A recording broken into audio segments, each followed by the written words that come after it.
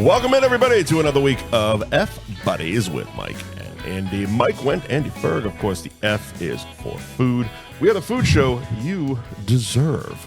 Thank you to our sponsors this week, Gary Girolamo Group of Cross Country Mortgage, Ben Franklin Print Company in Middleton, Twist of Fate Brewing in Danvers, Anthony's Roast Beef and Pizza in Tewksbury, the world-famous Cabaret Lounge, Route 1 in Peabody, Nick's Place in Winthrop, Raymond, New Hampshire, Newmarket, New Hampshire, and nicksplaceonline.com, and Jamie's Roast Beef in Peabody. Andy, how are you? I'm pretty fucking good, Mike. I'm excited for our guest, our first three-time guest, I want to say. Yeah, once at the live show, twice here. Welcome back, Madison Murray. How are you? Hi, I'm good. I'm famous. Yes, you are. As famous as us. You made the. Here's the funny thing. I was thinking about this before we went live. You've made the suburbs now. Like my brother, who is so not into social media, texted me when he saw that you were going to be on the show. He's like, "I just read about her in the Herald." Like, yep. He actually still cracks a paper. That is fucking. That is my favorite part of this is that she made the Herald. Yep. The Herald, like our granddad's paper, our dad's paper, not the paper like the Republican rag. That's not expecting to see my gaping masshole. My gaping masshole. There was so many warnings on the article, like, please don't read this, but yeah. I know. I was shocked. I didn't reach out to them or anything. They reached out to me. That's awesome. I guess someone had sent them the Instagram post of the cease and desist letter. And yeah, I was pleasantly actually surprised with the way that they wrote the article. Like I thought that, because I didn't even mention that I was like an OnlyFans creator or anything like that. I just kind of really stuck to like being an artist and a writer. Right. And so, of course I knew he was going to like drizzle some shit in, like, because why not? But he did me some justice. I was like, okay, cool. Like he's not. It wasn't a hit piece. It wasn't a hit piece at all. It was a well-written, decent article about you. That was, so no one's gonna be embarrassed by that. For those that don't know, let's refresh everybody why we're here today with Madison and what's going on. Yeah. First of all, sorry for my dogs. They're going batshit. But I have a book, My Gaping Masshole. It's self-published. It's silly, like sexual, kind of transformative art about North Shore. More so, I would say, like the South Shore of the North Shore, because I only go as far up as Rockport because I don't want to go past there. Right. And yeah, I mean, I had been selling merch for a long time. With My Gaping Masshole, inspired obviously by the Market Basket logo, but like shittily.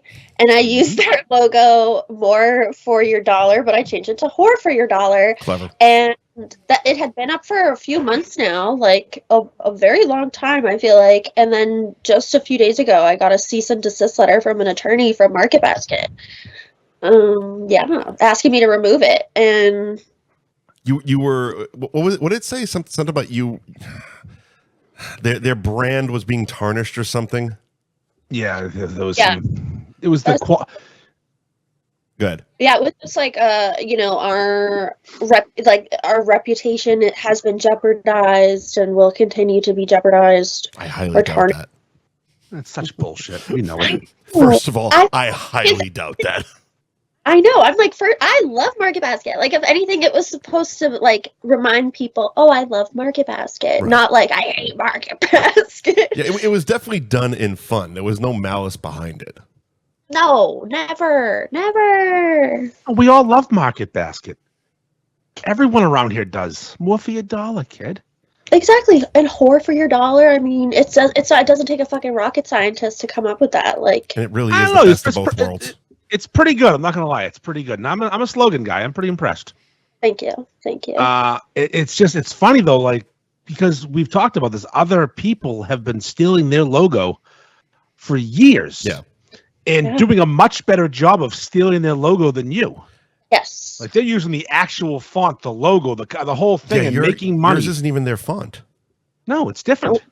It is. I mean, unless you're a Market Basket shopper and you know really well, you just think that's something different. Yeah. Mm-hmm. But like chowder heads. Those Yeah. scumbags. Not a fan. Linfield people, right, Mike? I don't know where they're from. They are. Okay. Everyone's from Linfield. Fucking scumbags. Everyone that doesn't want to work are. So they do a market basket, more for your dollar T-shirt with the H's and the I, no R's. But they actually use the real logo, like the real it's font. identical. Yeah. It's identical. They've been selling it for years. It's a good shirt. Yeah. Mm-hmm. If I liked them, I'd buy it. But they don't get in trouble. My poor friend Madison gets in trouble because she has sexual content. Yep. And like it's. I know it's sexual. It's also funny sexual. Yeah. Yes, it's not sincere. Like I'm not like jizzing to market it. No, but not even that. Like because you've done the you did the plastic bag post that time, which was phenomenal. Yep. Listen, they gave you a bag to wear.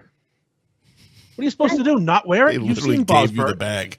Yeah, they gave. Here's an outfit. They said, and like My body by choice. Yes, Yep. exactly. Yes, you made a choice to put a fucking market basket bag on as an outfit. Now, my daughter, years and years ago, went viral-ish. Before it was viral for them, but not now. Wait. Wearing market basket bags during the strike. Wait. Her and like 6 other kids that were like 5 years old put on market basket paper bags as an outfit and took a group photo.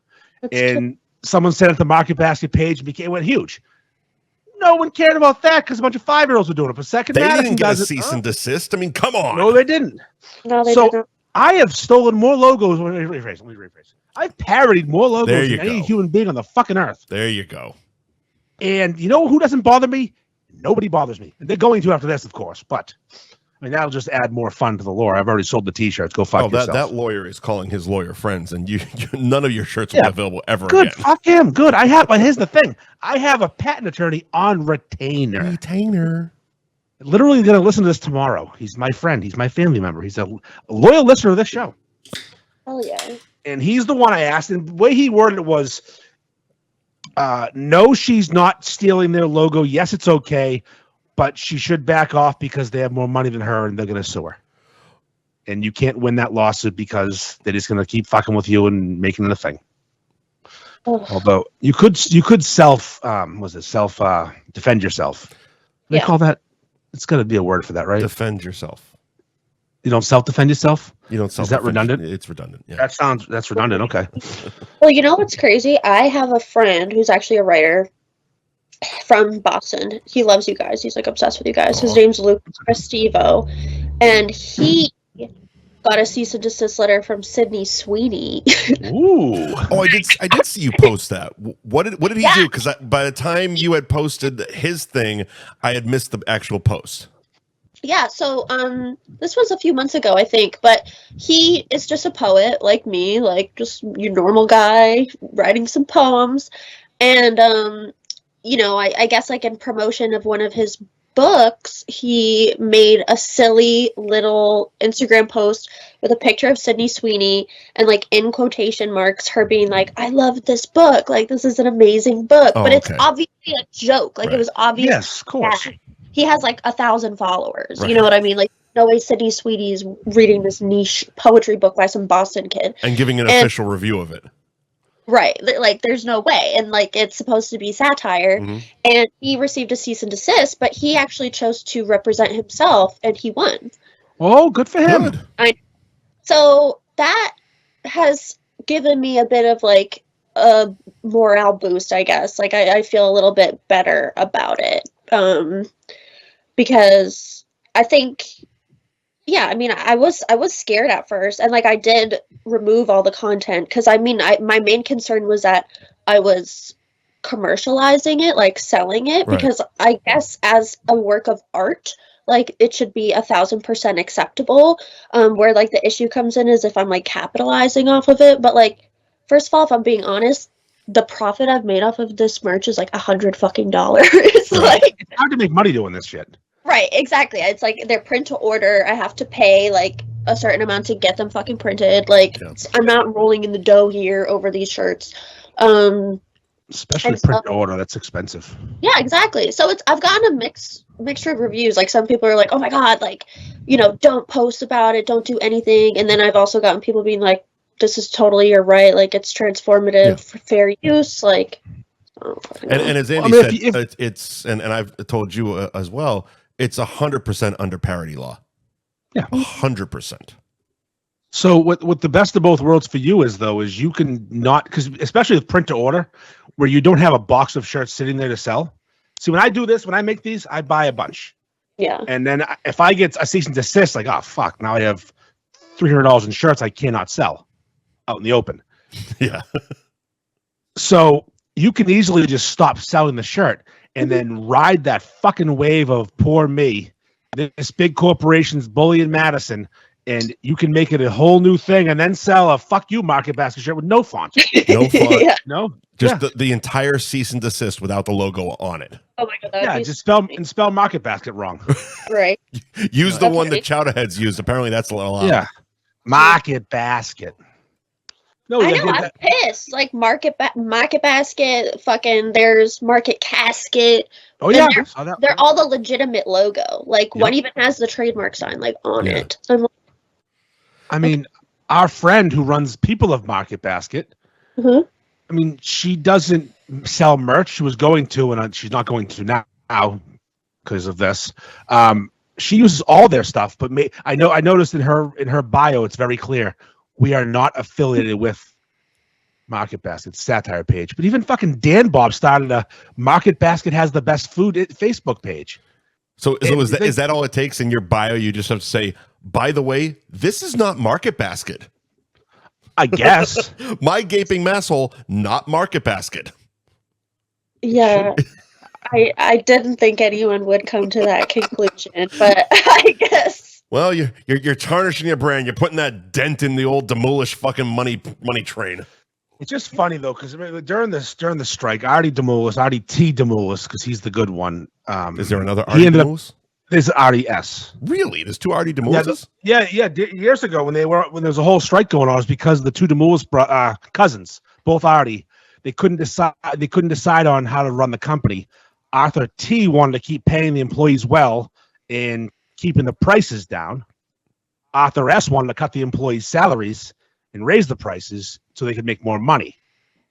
RDT said we'll just open more stores and then we'll make more money that way. So less money per store, but more stores, more money. So it's like he's a good guy, but then who the fuck's the asshole that decided you were someone to attack? It's complete and utter crap. It's bullshit. Like it's this like Puritan bullshit around here.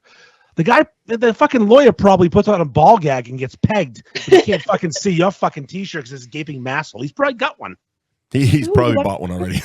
Yeah, he's probably got a gaping asshole. This lawyer probably gets fucking pegged by one of the dildos we have in our book, Mike. Oh, our special fucking catalog with the prongs, and that's okay. That's his life. Get pegged, but leave Madison alone. Leave me alone. I'm just a girl being silly. Yeah, she's having a fucking good time. She's a poet, a writer. She's got content. She wears Market Basket bags as clothing. It's fun. Let creative people do creative shit. Leave them alone. Yes. Ooh. It just doesn't make any sense that you're the one. And I have another a story about the similar thing. Friend of me and Mike's, Fitzy, Nick Stevens. He's a radio guy around here, TV guy around here. And he made a shirt a couple of years ago. It was a Patriots-themed shirt. The Patriots player was named Matthew Judon. He was famous for wearing red sleeves. Mm-hmm. He wore his uniform and always had these long red sleeves.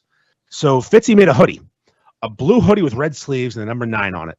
There was no mention of the Patriots, no mention of Judon, his number, and kind of his thing. Cease and desist. Really? No. Don't stop being a fucking cunt and let people just do something. The guy's not making $1 million. Did he get one? Didn't he get one for the Mac Jones Back to the Future thing? Yeah, Back to the Future thing. Yeah, that was a little. Rough. So basically he's on the Patriots. I mean, he works for the Patriots at times, so he's on their radar. That's what it is. He has to really stick. Yeah, Back to the Future is a great shirt. I own it. And they made a beer up because of it, right? Yes, they did. Yeah. But the thing is, though, even if you're not breaking the law or doing something wrong, these lawyers can say, no, you are, and fuck off. We're taking it. I've been hoping for it for years. You have not gotten one cease and desist. No, it's a fucking badge of honor. You're winning. I know. I've stolen more fucking logos. I mean, everything I do is a fucking thievery. I mean, this is fucking GI Joe. Where's GI Joe cease and desist? No. Right. Mike made this. When I literally was making that, I went on Google. I go GI Joe font. Yeah. And just fucking and wrote James River 2024. Done. Mm-hmm. This right here. This is the Plymouth Super B. It's a automobile from the 70s. Yep. Literally the exact font. That's beautiful. And the picture in the middle was different, but you say Super B. I added an F. Yeah. Nope, they don't bother me. Chrysler don't give a fuck. But Market Basket, oh doesn't boy. give a fuck. The Bruins don't care. No one cares. They won't bother poor Madison, though. Maybe John, if I looked like you. Like Shrek, that scare people. Yeah. Fucking Swamp Prince. But, moments like this make me like, damn, like, I just wish I was a man, like an old man. Well, I don't know. I normally you'd be right. I don't know if it's a man thing. It is literally, we know what it is. Yeah, it's like a whore thing. It's just like whorephobia. It's a whore thing. It's a sexualizing the whole thing. That's what people quote unquote have a problem with. Whore for your dollar is a fucking phenomenal slogan, and they don't like it. Thank you should have made a word that rhymes with whore part of your slogan. Sorry, like. And the fact that you are an OnlyFans sales manager and that's your world, so it actually makes such perfect sense. Mm-hmm. Even though I wouldn't say whore, but it's a fun. People will say whore. People will. Yeah. Yeah, I mean, I don't think an OnlyFans girl is a whore. I think she's she's an earner. Yeah. Mm-hmm. Bitch earning money. Yeah. Gators bitches wear jimmies. But it's silly that this big local corporation that's beloved by everyone has just chosen you. It really is a singling out thing because it's not like they all of a sudden we're like, all right, we're going to blanket everything. Nobody's going to use our logo. We're going to send a cease and desist to everybody. It was like, nope, this one person. I mean, I don't know. I have no idea. I'm curious. That's what I keep saying. I'm like, I'm curious if anyone else has gotten one, but Chowderheads, it's still up there. Like everything. My assumption it was just you. Just you. So what's the plan? What are we doing? What are we gonna do with this? Gonna kill myself? No, just kidding. Well, as long as you do it live on the show. Yeah. Please. Regardless of outcome, we want the ratings. Yeah. Oh, I don't know anyone who's not like on your side. Right. Oh my god. Well, did you see some of the fucking comments on the people of Market Basket thing are just like, they're such idiots though. God. They're so stupid. It's so funny. Like it's like I said, I didn't even mention I had an OnlyFans. I kept it very like PG, as PG as I could make. Of course. And like you can't blank your whole Instagram, Jesus. No, he chose to put that I have an OnlyFans. And it's so funny. It's like the people that are talking shit, like they're the people that are like, she just wants OnlyFans followers. Like, this is for her OnlyFans, or she's an OnlyFans. Oh, we had a guy comment that on my post. Yeah. And I'm like, oh my god, I didn't even fucking mention I had an OnlyFans. But even so, like, who cares? Like, who gives a flying fuck? Like, why are you mad? Because it's a man and you're a woman, and some men don't like you. Are they mad, or are they just fucking jealous? It's actually most women, I feel like. It's usually old ladies that are like, ugh. Well, it's because their husbands have an OnlyFans. Right. They have a subscription, not a page. Yeah. No. Only Dan Bob has a page. But they looked at their credit card statement and saw $9.99 a month for OnlyFans, and they're pissed off at the women. Yeah. And they're attacking you just because they're not sucking their husband's dick. Yeah. Yeah. If you sucked his dick more, you wouldn't have an OnlyFans subscription. Seriously. I'm like, get your own OnlyFans. Like, there's a market for everyone. Listen, we've been to the Cabaret. Everyone has a type. Yes. There's room for all types. Cabaret stage is a microcosm of the world. The Cabaret really is a definition of it takes a village. There is something for everybody there. Listen, one of the most popular girls there is one of the heaviest strippers I've ever seen. Yeah. Hell yeah. Everyone loves her. Yep. She fills a niche. Yeah. Yeah. She's a thick girl and she kills it. Hell yeah. Moves around great, athletic, and then you get the 6'10", no 5'10" Polynesian dressed as Pocahontas. Okay. Every fetish is fucking covered. That was literally at the last show. Yeah. That's 5'10" Filipino chick dressed as Pocahontas on Columbus Day. So layered. She fucking nailed it. Awesome. She That's nailed art. it. Yeah. That was, and then she came out as George Washington, her next costume. I love her. So she's interesting. Yeah, we couldn't get her on the show. Yeah, I love She her. wouldn't come on the show because she's got a boyfriend who may or may not listen. Oh, he don't want to know. Hilarious. Well, he knows it's his friend group. They're rich people. They're rich people. Yuppies. Yeah. He's got himself a quiet in the background stripper girlfriend. Look, she can stay off the show as long as he keeps listening. That's all I give a shit about. The That's numbers. right. Yeah, that's all that matters.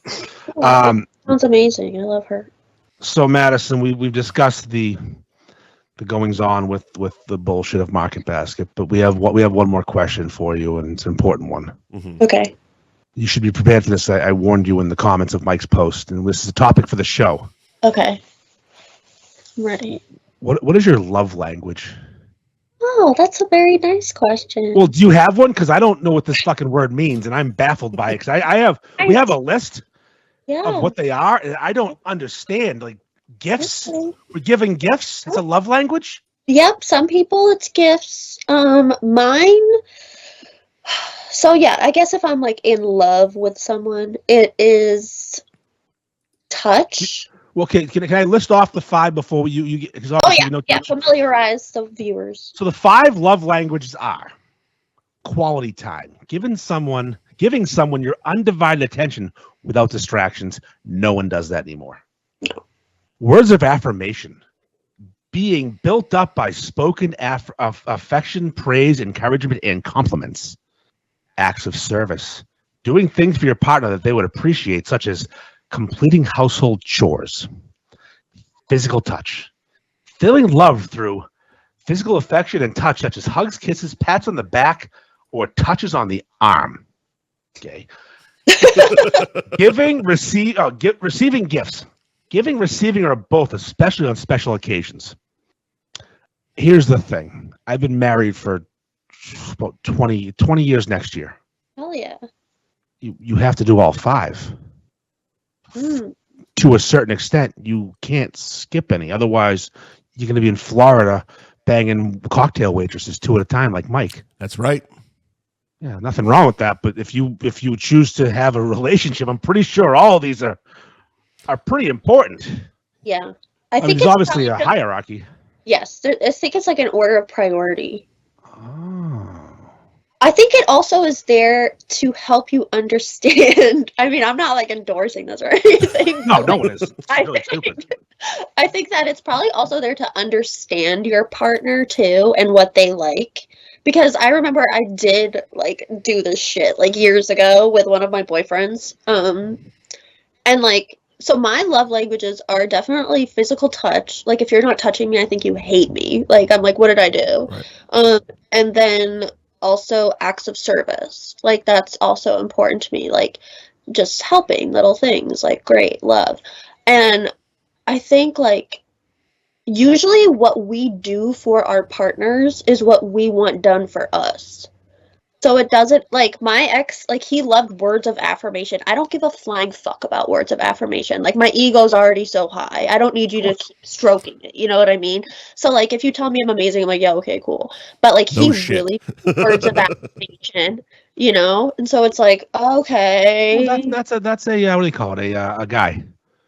Yeah. We're wicked self-conscious, especially because most of us look in the mirror and don't see something that a girl should like. Oh. But girls generally are girls are way better looking than men. It's not even close. Well, yeah. Mostly Shrek's walking around. So that's why you get the disparity between attractive women with an ugly guy or a fat guy, because you guys tolerate more than we do. Because we're shallow and you guys are shallow. But this list was definitely created by a woman and for women. Because you can skip a lot of these things and do some of these things way more.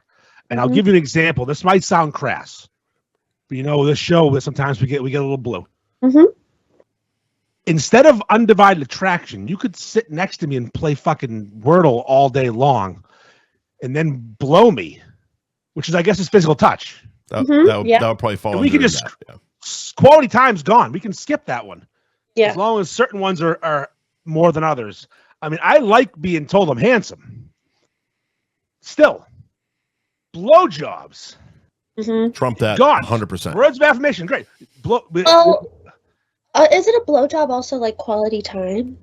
It could be. You are together. That's true. Hopefully, there's no distractions unless you're using your phone too, and then you're multitasking. Right. Now we have a problem because you're going to use teeth, and you're going to get your teeth involved because that's going to be you're not going to be focused. And then we have what acts of service, also a blowjob. Yeah. Fuck. So receiving, I guess, blowjob is everything but quality, everything but words of affirmation because you can't talk. True. True. Unless you compliment the dick. Yeah, like you take breaks to be like, oh wow, my God, I love this. Yeah. You're so hot. This is great. Wow. A blowjob covers all 5 love languages. So my love language is blowjobs. Done. Blowjobs. That's easy. That's lovely. That's easy, I feel You like. know, and you can give and receiving gifts. You got to reciprocate. Gifts. How about this dick, huh? Yeah, nice, right? Listen, yeah, hey, you put it in. Yeah, penetration is a gift that keeps on giving for at least a minute. At least. At least a minute. Wow, affirmation, penetration. We got receiving. We're giving. We're doing. This is incredible. We've unlocked. We've unlocked it. I love the acts of service one though. It's like such as completing household chores. I did the dishes. Don't you love me? Really? Yeah. Again, like really?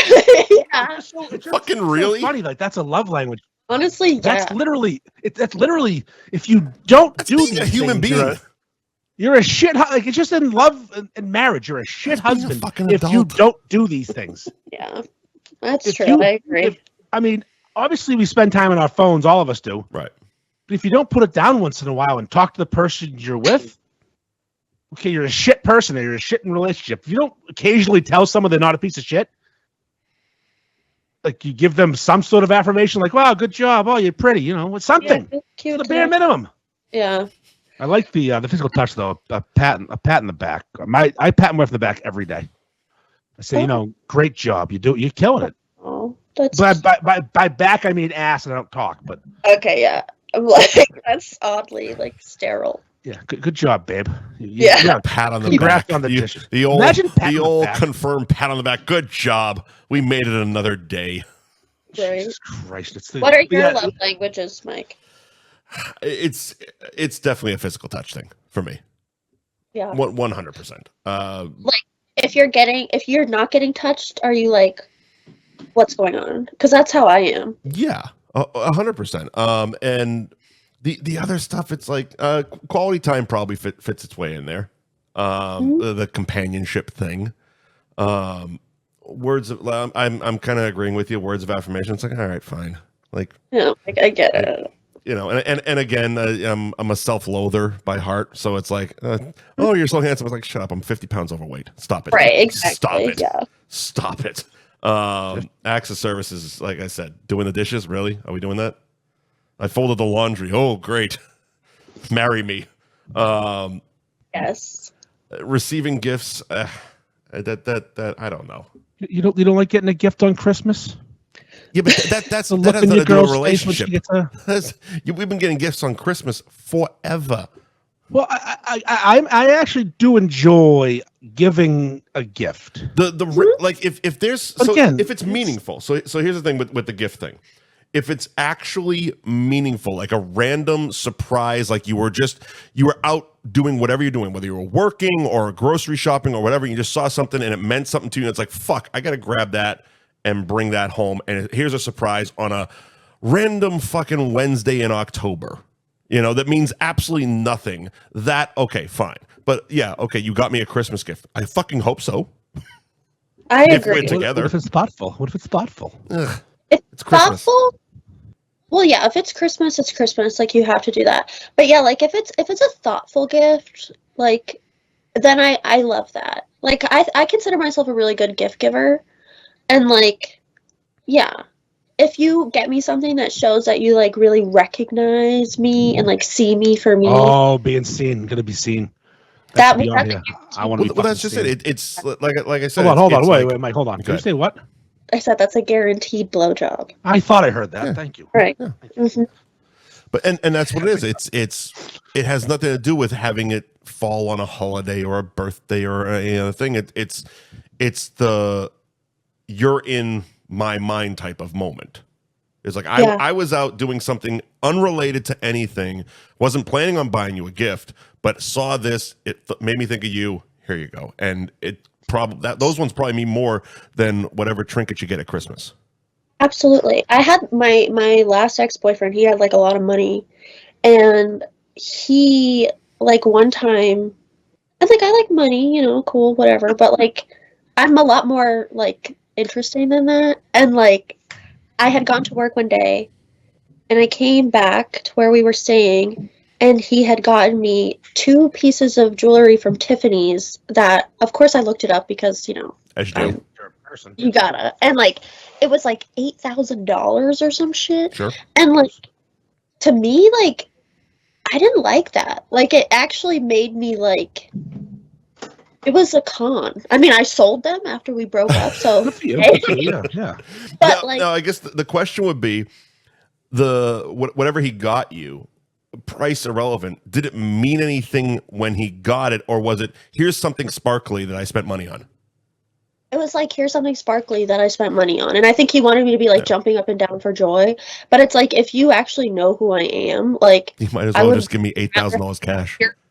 Yeah, like I'd rather have a rock you found like in the fucking driveway that looks like something funny. Or like if it's maybe a piece of like antique jewelry from a certain time, you know what I mean? Like it was just very like he missed the mark, and it made me just feel like, is this just like what you do? Like he's buying a relationship. It literally buying affection. There was no thought or meaning behind it. It was just he thought here's a price tag. He was wrong. Go. He did. I would rather have a fucking troll doll. I love troll dolls. Like, I'm like, bro, it's not really me, but okay. Thanks, I guess. Thanks for the bracelet, dickhead. Yeah. Like, this is fine. I don't need this. Would you mind leaving, sir? Because I don't want this. You're a fucking piece of shit. Fuck you. Period. And by the way, leave the necklace because I got rent due. Right, I need that money. Yeah. Was it a necklace? What was it? It was a necklace. It was a gold and pearl, like really long necklace. Ooh. It's weird. And gold earrings. The earrings were nice. Like he obviously chose them, like considering the kind of jewelry that I wear, which was a plus, because you know some men will get you jewelry and it's like, what the fuck is this? But it was like a horseshoe pinky ring. No, literally, yeah. Like so, it's like okay, at least he noticed I wear gold and like I'm simple. I don't go like over the top, like blah blah blah. But still, I was like, I really didn't need this. Like, you could have gotten me fucking marijuana, and I'd be Yeah. You know, There probably would have been more thought involved in that. Right. It's like, oh, she does this every day. Oh, I got you some sativa. Right. Yeah. Because I know you like to do your artwork, and after you smoke a little bit, you don't want to get tired. Because I know you like to blow me after you get high. Here you go. Right. There you go. Bada bing, bada boom. End game. Like, Is a fucking lot of blowing going on. Lot of yeah, lots of blowjobs. Did you keep everywhere. any of it, or did you hawk it all? No, I sold it. Nice. I like that you said hawk. Yeah. You know what he also got me though? See, he did get me one gift that was kind of funny, and I still have that one, but I don't do anything with it. He got me like a $800 like hatchet. Like a things remembered engraved hatchet. No, it's like really sharp. Like I could fucking kill someone. Like, ooh, yeah, it's like very sharp and like. What's that lady's name that fucking killed everybody? Lizzie like Borden. Western Mass. Lizzie Borden. Thank you. Could be Lizzie Borden. God, yes, it's You very should steal her logo. She can't sue you. She's dead. true. Like that one was more me than the jewelry, so I was like, okay, that's kind of fun. But yeah, weird gift guy for sure. Super weird gifts. Hey, Yeah, you like that hatchet? Oh, she didn't like the necklace. Here's a fucking axe. Hatchet. And that one I did like a lot more. I was like, oh my god. Was his name Patrick Bateman? All right, Good one. basically. Yeah, thank you. That was the craziest relationship I've ever had. Oh, he'd never give her the axe. He'd just use it on her. True. I don't know. You don't give her a weapon. You kill her. True. You take her to Dorsja and they kill her. He was like an Dorsia. alcoholic. Dorsja. He was an alcoholic, and he got himself, yeah, but nah, like not cute, like in like in a crazy way. And like he got himself a hatchet as well, like couples hatchets, whatever. And he was like at my apartment, and this was when I lived in Brooklyn, and he was hammered like when he got his hatchet in the mail, and I was like, you need to leave. It was like the afternoon, and I was like, dude, like I don't want you around, like you're hammered, please go. And he took his hatchet and like just like threw it in the dumpster. And then the next day he was like, do you know where my hatchet is? And I was like, dude, some fucking hobo in Brooklyn right now probably has your hatchet. Have you seen the news? There's been 4 killings. I They know are someone looking for you right now. So I know someone who slid into your DMs around this time. Look, because I know someone well, because you were living in Brooklyn and you had a boyfriend, and he tried real hard, and you were like, I have a boyfriend. Sorry, he was, because you didn't present it as an obvious thing on the internet, and this person is an idiot and falls for every girl on Instagram being in love with them because you like to comment. Yeah. Do we give a shit to say his name? I don't want to. Okay. Yeah. You can figure it out, Mike. I know. Yes. But yeah, it was funny. He came. I saw him the next day, and I probably encouraged him to do it because I'm an asshole. As you do.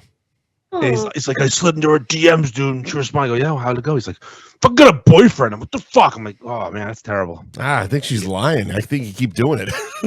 another 16 more hard DMs, buddy. Oh no, I think he might have sent a couple. He might have, how you doing? Hey, you know what they love? Multiple question marks with no actual question involved. Oh. Well, it's like, it's baffling to me. Obviously, I get a lot of DMs, and like, that is baffling. It's the whole like aggressive DMing is very odd. I get a lot of DMs too, but they're from mad, angry men who want to fight me. Basically, you have the same audience, by the way. Yeah, we basically do. It's just they start out nice with her and get aggressively angry. Yours just start there. And sometimes they're nice in the end. We have a beer. Exactly. Oh, wow. We get there. Yeah, I don't know. It's like, and I'm very picky, like dating. Like, I don't even know what qualifications you have to be, because my roster makes no fucking sense. But like, one thing about me is like, if I don't feel like the most special person in the world, like it's never gonna work. And so when I get these influx of DMs, like I'm not stupid. Like I know you send this to like 50 other fucking girls like every day. And it's just like, no. Like I always am just like, no, like how many other people are you talking to? And it's usually like, yeah, about You're you. the Like, only one that I copy and pasted this to. It's in his notes file. Yeah. Influencers and like hot OnlyFans girls, which is like great, you know, we love that. But like, I don't think I'm your one. Well, you can, if you go to their profile and if you follow the same people, that's my favorite thing. Say you follow some hot influencer type OnlyFans girls, and then you follow this person back, and then you see on the likes, and all they do is like hot Instagram influencers. I have a couple people that you don't. I want to say to myself, you don't have to like. You can just look. Thank you. Also, like, you know, I was in a relationship for like fucking 6 years when I was younger. We were horny. Like, we were in college. We were like weird and open. And like, my thing is just like, it was like respect. Like, make a fucking weird account that doesn't have your face or a name and use the save button. You know, like, I don't want to see it. Like, just keep it out of here. Like, don't rub it in my face. Don't rub it in my friends' faces that you like, you're horny. Like, what are we, 12? So are you actually, would you tell him this, or you were just encouraging him to lie? Don't lie. No. Omit the truth. He would do, like, he actually would tell me that. Because having a secret account that he's just dumping into DMs is not a good thing. Well, I trusted him. He wasn't like, he's not a perv. He wasn't a perv. He was like cool, you know, like he wasn't out here like. He just like scrolling and liking. Yeah, it's, you know, nothing wrong with that. masturbatory material, if you will. The double tap. The double which tap. is fine. But if you have your name in like pictures of your girlfriend up there and you're like commenting. Some guys be commenting. Oh yeah. Commenting's a tough Like I would beat. get Instagram. my you, and then you see the picture of their child like in the profile picture.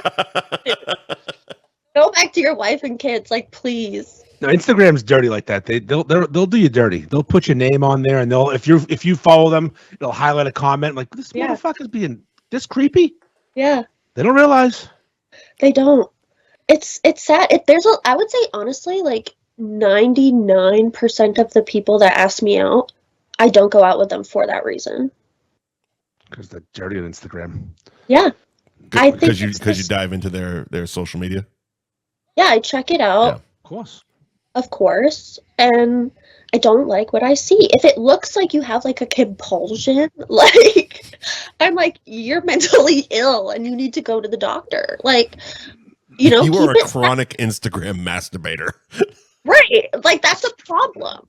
Yeah. And like that's also my job, you know, like as an OnlyFans manager and whatever, like my job is to hook those people. Right. So it's like immediately when I see you like that, I kind of categorize you as like client. Right. Like you're not. Well, it's the same guy buying gifts for girls at Hooters and hang up the Cabaret every day. It's just a sad type of guy who you don't want to be in a relationship with. No, that's not for me. The stripper loves me complex. Oh, yeah, I know a few of those. Exactly. Like that's not my show every time. Yep, I do. Sometimes they participate in the show. It's true. Mm-hmm. Sometimes they're co-host. Yeah. No, never. Mm-hmm. Anyways, that got awkward real quick. Yeah, we're all crying over here. All right. So are we ready to shift over to Instagram and say goodbye to the Miss Madison? I believe so. So Madison, drop all the plugs you want to drop right here, right now, where they can find you on social media, where they can get your book, where they can get your merch, etc., where we can support you. Amazing. So immediately go to MyGapingMasshole on Instagram, all one word.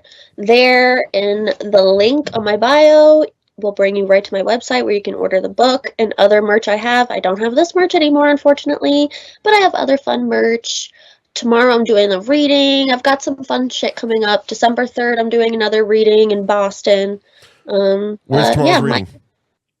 It's in Manchester, New Hampshire, actually. Ooh. Just so random. Manch Vegas. Yeah. Someplace people can go? Yes. Let me find. I don't even fucking know what the fuck this place is called. Wait. It's called. And you're going to be reading from your book, I'm assuming. Yes, I will be reading from the book. It's called. So this is called vamping, Andy. So we don't have just a dead air while she's searching for what bar she's going to be reading in. I knew you were going to do it, so I didn't bother. The what? Hop Knot. Say it again. Hop Knot. Hop Knot restaurant and bar. Where in Manchester? So in Manchester. New Hampshire, Mike. I don't freaking know, but I guess it's comedy, poetry, and debauchery. So there might be some ass shaking. And this one's actually going to go off because the last time we had you on, you were planning on doing something similar, and it got all fucked up. Yeah. Mm-hmm. Right. Not a lot of luck in Madison's. No, everyone hates me here, and that's what's so funny. And like, I knew that, you know, like as soon as I turned 18, I left. Like I went to New York City because I've been made fun of my whole fucking life here. Like everywhere I've lived, it's like I've been slut shamed since I was like 10, like for some strange reason. And so, you know, I was like, bye. New York fucking loves me. Everybody loves me there. I have no problem there. And then I came back. I was like, oh, this will be like my little Massachusetts Renaissance. Like, because you made it basically, you know, the gimmick, the My Gaping Masshole. I mean, that's what you are. Exactly. But it's been so difficult here, honestly. Like I've found some really awesome people, like you guys included, and a nice small little community, which is great. But there's definitely been a lot more hurdles than I was ever expecting.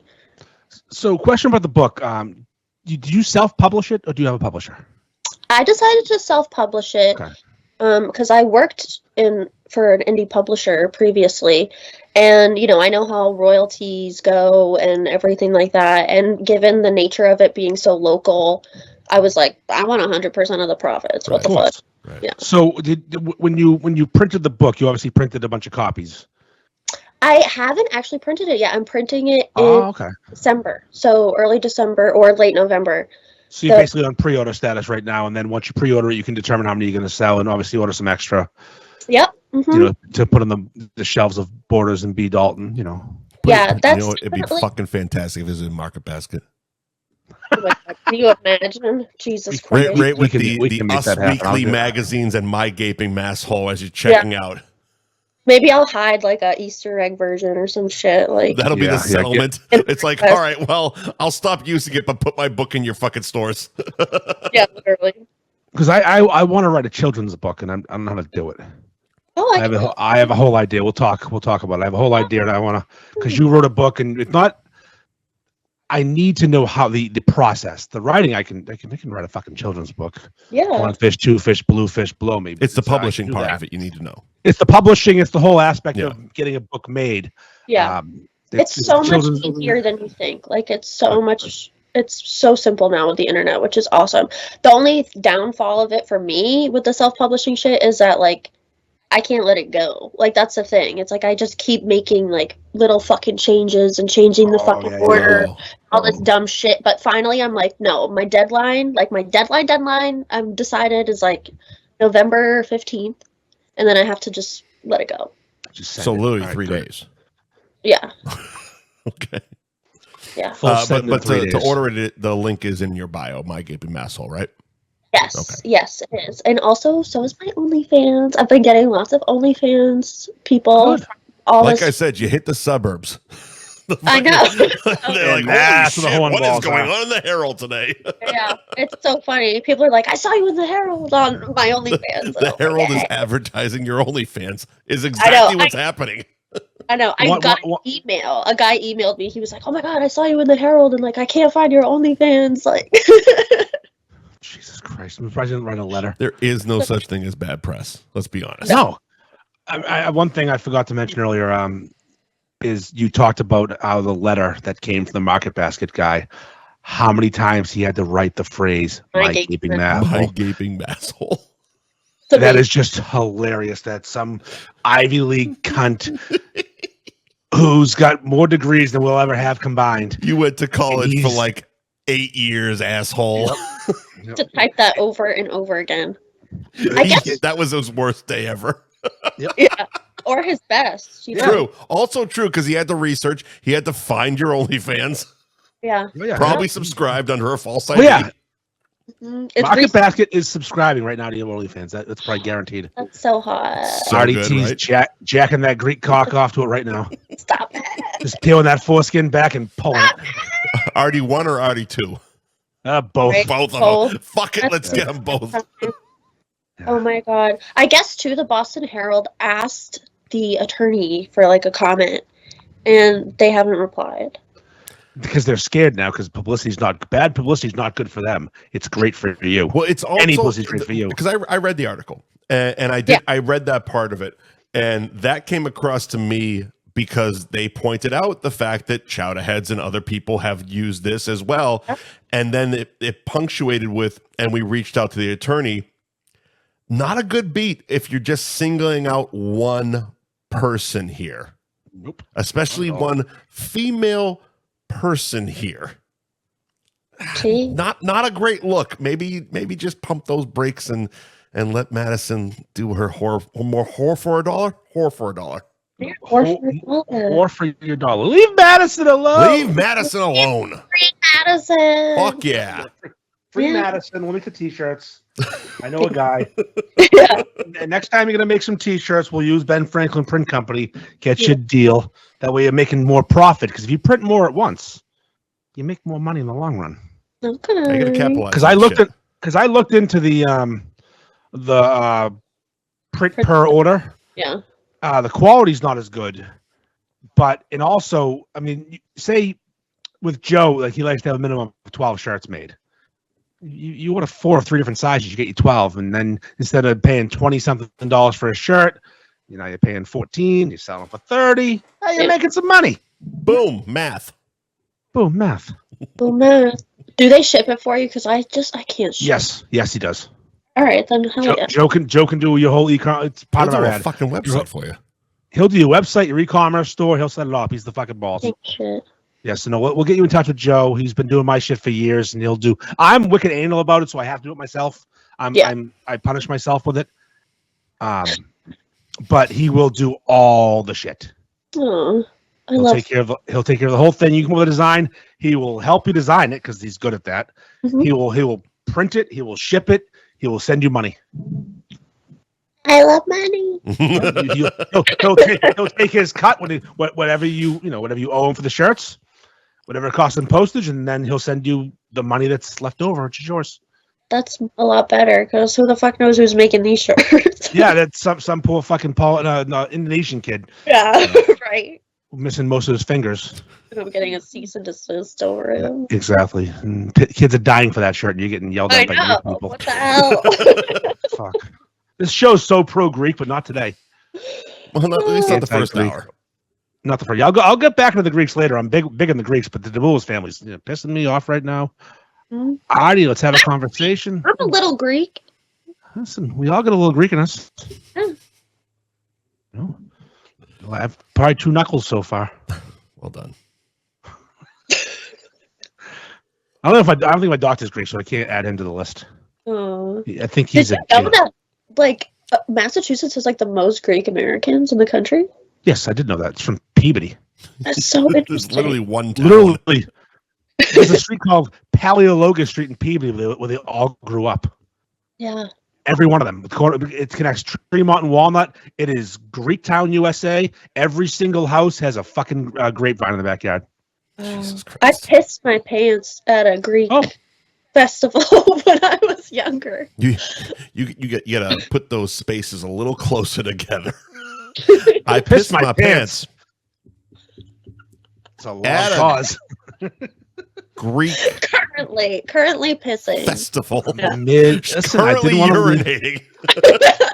But she's doing it for her OnlyFans right now, and there's a guy underneath her catching it, so it's symbiotic. Monetize everything. Obviously. Exactly. Just sell your farts, make some money. There you go. Yes. There you go. All right, Madison. Well, thank you for coming on. You're awesome. Of course, you guys are great. Have a good night. All right, Madison. Take it easy. We'll see you. Bye. All right. All right, Michael. Alrighty. Yeah, she's always a good time. Fantastic. Good old Madison. Fantastic. Always a good time. Good for the show. Good for the listeners. Good for the readers. The readers of the Boston Herald. You ready for me to smash the live on Instagram? We'll jump on there for an hour? Yeah, let's do it.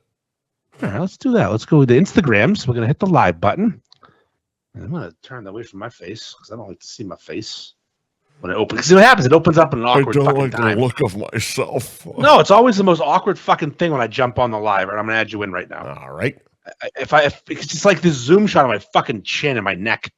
I don't need that shit. It's not a zoom All right, shot. Where you're holding the phone, pal. My arms are only so long, sir. Let me know when you get it. I'm going to pop it on the fucking laptop thing up there, the phone holder. Got it. All right. He's in. Everybody in the club getting tipsy. Got it, coach. All right. We're on Instagram live now. We've been on Facebook for the last hour or so with one of the best ever, Madison Murray of MyGapingMasshole fame. Mm-hmm. She's being persecuted right now by the Market Basket Corporation, the machine that is Market Basket. Singled out, discriminated against.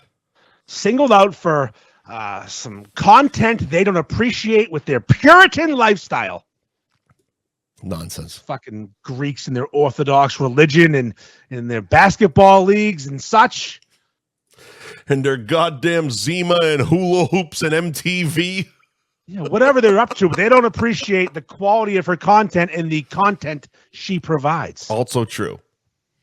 It's a witch hunt. It's 100% a witch. Oh yeah, it's straight up a witch hunt. It's because she's a creative person that's sexualizing the creativity and just happens to be using a variation or a parody of their logo. It's not even their fucking logo. It's not their font. It's just similar at best. While many other local t-shirt providers or whatever the fuck you want to call them are using the exact font and the exact logo without persecution. Yeah, they do it, no problem. They're allowed to do whatever the fuck they want. Bullshit. It is bullshit, and we're not going to stand for it. I look so sunburnt in fucking Facebook. I can't. It's insane. See it right it's now. Fucking insane. I've been trying to adjust the fucking saturation on this fucking thing, but maybe next week. Maybe you are sunburned, Mike. Oh, I am, but not that fucking bad. Jesus Christ. I say maybe you just have a sunburn. No, you're in I Florida. I definitely caught some color, kid, in the last couple of weeks. Still, but Jesus, I look fucking sunburned in this motherfucker. You were walking around Disney looking for single moms and I had a great fucking time. I know you did. You're a Disney guy. You're crushing it. fucking I'm a Disney nailing it. adult. You're a Disney guy. Save the galaxy, baby. I fucking got hammered drunk all day. Save the galaxy. You're saving it all fucking day. Speaking of saving the galaxy and being hammered drunk, I'm gonna need you to do a Gary Girolamo spot while I take a piss. I can do Gary Girolamo, and then follow it up by Gary Ben Franklin if it's a long piss. I've done Gary, I've done Ben, I've done Joe. I'll do them all. So Gary Girolamo Group of Cross Country Mortgage, a top 2 longest running sponsor of this program. Gary's the man. His team is phenomenal. Now that there's a new president, maybe things will get better. I don't know. We don't do politics, but the rates are kind of high right now. They were supposed to come down. They didn't. I got a feeling, though, they might drop a bit. Now's a great time to buy a fucking house. And if you did buy a house when the rates were through the roof, because they were through the roof for a bit, it's a great time to refinance. It's Buy and Refi with Gary at Buy and Refi on Instagram. The Gary Girolamo Group of Cross Country Mortgage is the premier, most elite, best mortgage company around. They're great fellas. They're a great team. They'll take care of you. Maybe a little hand job, reach around under the table, over the pants hand job. We don't know. It's going to be great. Go call Gary. Reach out. DMs are open. Dick pics are always welcome, of course. Gary Girolamo Group of Cross Country Mortgage at Buy and Refi on Instagram. Phenomenal. Ben Franklin Print Company, the GOAT of screen printing, casket fucking printing, your promotional work, signs for your business, wraps for your vehicles. Joe can do it all. If you want to advertise your company in any way, albeit a shirt, a fucking vehicle wrap, whatever you want to do, Joe's your man. Lawn signs, he can do it. Joe prints all my roast beef related merchandise. This shirt right here, they call it Meth Bear, Bruins inspired. You can tear it all fucking day. I am ripping it apart. It doesn't crack. It's like black people's skin. Joe's shit don't crack. At Ben Franklin Print Company on Instagram. Mike, I'm doing Joe Ben Frank right now on Instagram. I got to piss too, so hop on and do some addresses and such. All right. 177 North Main Street in Middleton is where you can find Ben Franklin Print Company. BenFranklinPrintCo.com is the website, and at BenFranklin_PrintCo is the Instagram. If you mention F Buddies, you get 10% off your next order, kid. Of course, as I'm sure he mentioned, the Gary Girolamo Group of Cross Country Mortgage, which you can find at buyandrefywithgary.com and on Instagram at buyandrefi. Twisted Fate Brewing, 120 Andover Street. That's Route 114 in Danvers. They are beside the Guitar Center, right in front of that Walmart there. And now you can see flags on the street saying beer here, motherfuckers. TwistedFateBrewing.com is the website. Click on Find Our Beer on the website, and you can find out what bars are pouring Twisted Fate and what liquor stores are selling Twisted Fate. You can also find the current tap list at Twisted Fate. Go to the Instagram at Twisted Fate Brewing to get their tap room hours. This week, Thursday 3 to 9, Friday 3 to 8, 8 p.m. They got a comedy show. You can get your tickets at Twisted Fate Brewing on Instagram, link in the bio. Saturday, they're open noon to 8 with 4 to 7 live acoustic music. Sunday, noon to 7. Monday, 4 to 8. Again, at Twisted Fate Brewing on the gram. All right. Let's move along, sir. Okay. Let's see what we got going on here. So we did Madison. We did our love languages. Love language. Now it's almost like the anti-love language based on the pictures I've seen. You and the Monsters went out and did some TV filming this past week. Yeah. So I've been thinking about this. This is kind of funny. I've been basically treated by most mainstream media like Market Basket is treating Madison lately. A pariah. It's been a hot minute since I've done anything. You've been literally told you can't go on a radio show because you're quote unquote too controversial. Yes. And then the most vanilla show in the history of vanilla shows. Your mom's favorite show. Your grandmother's favorite show. You're the main streets and back roads. The guy wears a fucking suit in a studio type of show. Like a sweater vest kind of show. Chronicle. Honestly, I thought I was being catfished. Chronicle has filmed a spotlight on Andy fucking Ferg. They were in this room. I got a text saying they're gonna pull footage from the podcast, and my head just went to that poor intern having to sift through hours and hours of us saying cunt and I honestly, when the guy reached out, when Clint, the producer, reached out, he did it through Facebook Messenger. Sure. Reached out, offered his email, his phone number. I'm from Chronicle. I'm a producer. Like Trent. Was his email a WCVB.com email address? No. Interesting. What was it? It was a Gmail. Interesting. That's suspicious. Yep. Very suspicious. See, at the very least, I take the time to pay $9 a year to have my own name as my email address. So at least it looks moderately professional. Also, his phone number was green text, like you poor people. Androids. Yes. The smart people in the world. Nope. Yeah. That's fine. You can think that. I mean, some smart people have Androids. I'm not saying you're all dumb. But Obama phones were also Androids. I don't know what that means. It's the free phone you get when Obama was president. He was passing out phones. Oh. They were green texts.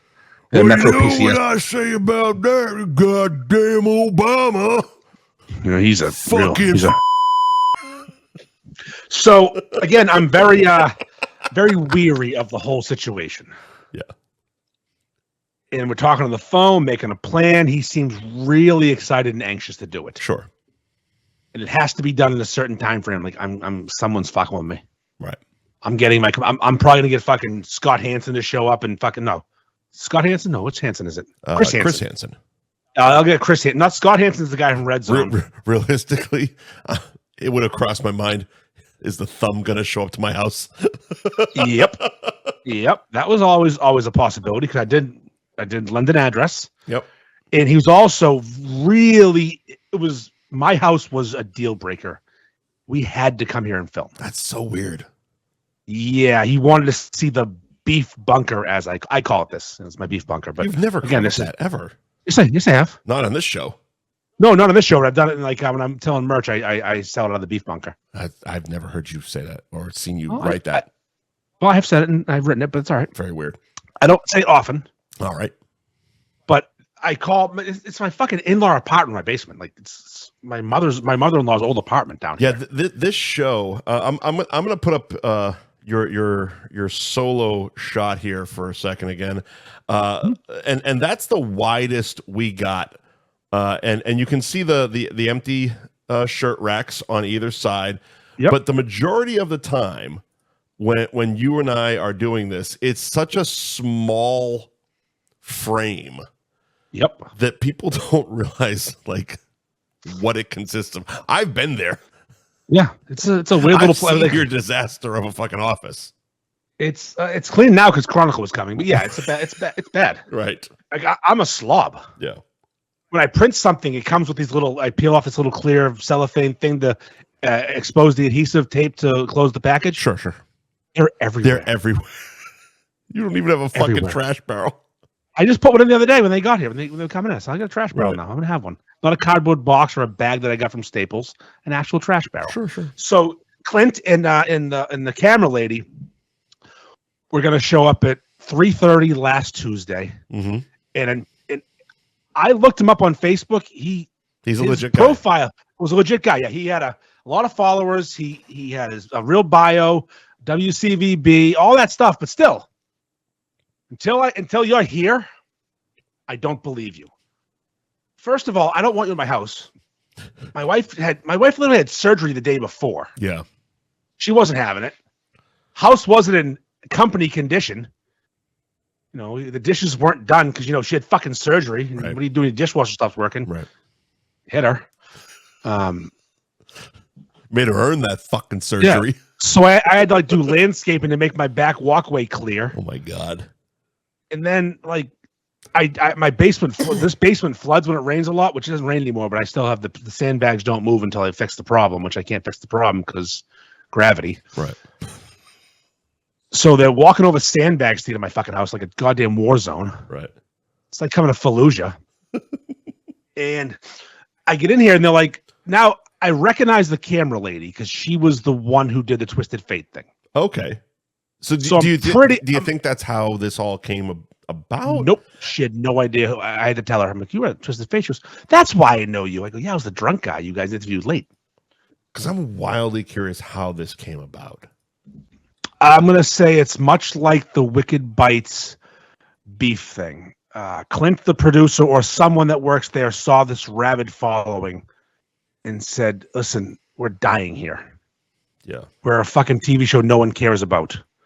If we use this idiot's following, we can get some viewers and maybe they'll stick around for a week. That's what I got out of it. Well, I think Wicked Bites proved that's not true. Well, no, because the quality of content wasn't there. Hairplug Boy didn't keep the party rolling. Right.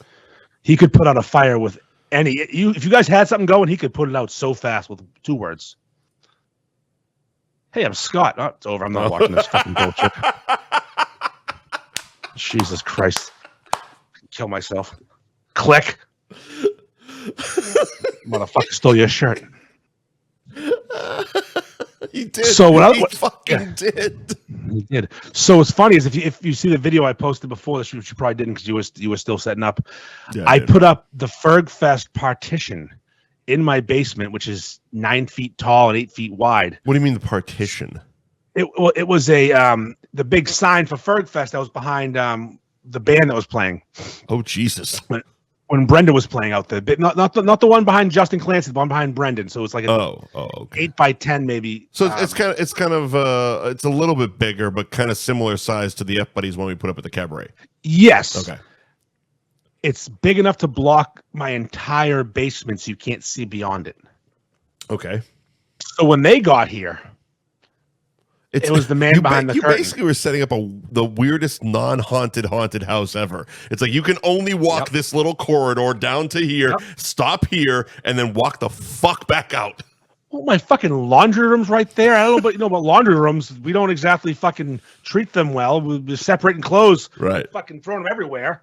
My wife's delicates, my daughter's fucking field hockey shit, my smelly, gross stuff. It's my laundry, dude. The whites. Yeah. What's that from? Lebowski. I know that one. Okay.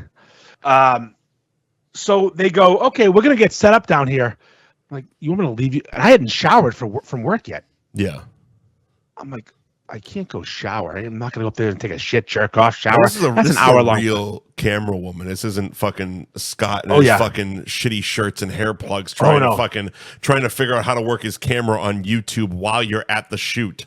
No, this was a WCVB. Really WCVB legit huge TV camera, like not a Nesson camera, a Channel 5. Oh, Nesson has real cameras. I'm saying like, not a Wicked Bites camera. A fucking Channel 5. You ain't holding that thing very long camera. Right. It's going on the tripod. So I had to rush upstairs. Camera. Yeah. I had to rush upstairs, change, no shower, a little deodorant, do the old, there's a word for that, the Italian shower. I splash it on and it makes me smell like a jungle rat. It smells mainly. Mainly. There's many. It's called an Italian shower. It's called a Puerto Rican horse shower.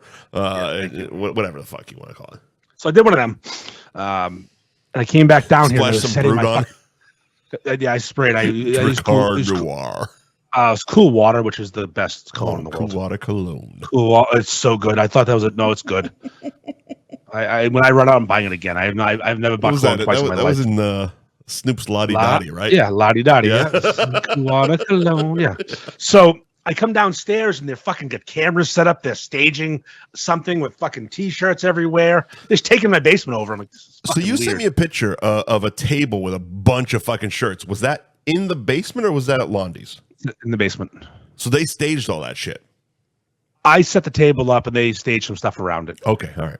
That was me trying to make a cool something for them to look at. You know, I mean, sure, why not? Look at this away from other things. Why not? Look at the Elvis wall. Yeah, because I've done nothing in this basement besides set this room up since my mother-in-law has passed away. Like I don't. But like, there's no decor down here. That sign behind me is all you're getting.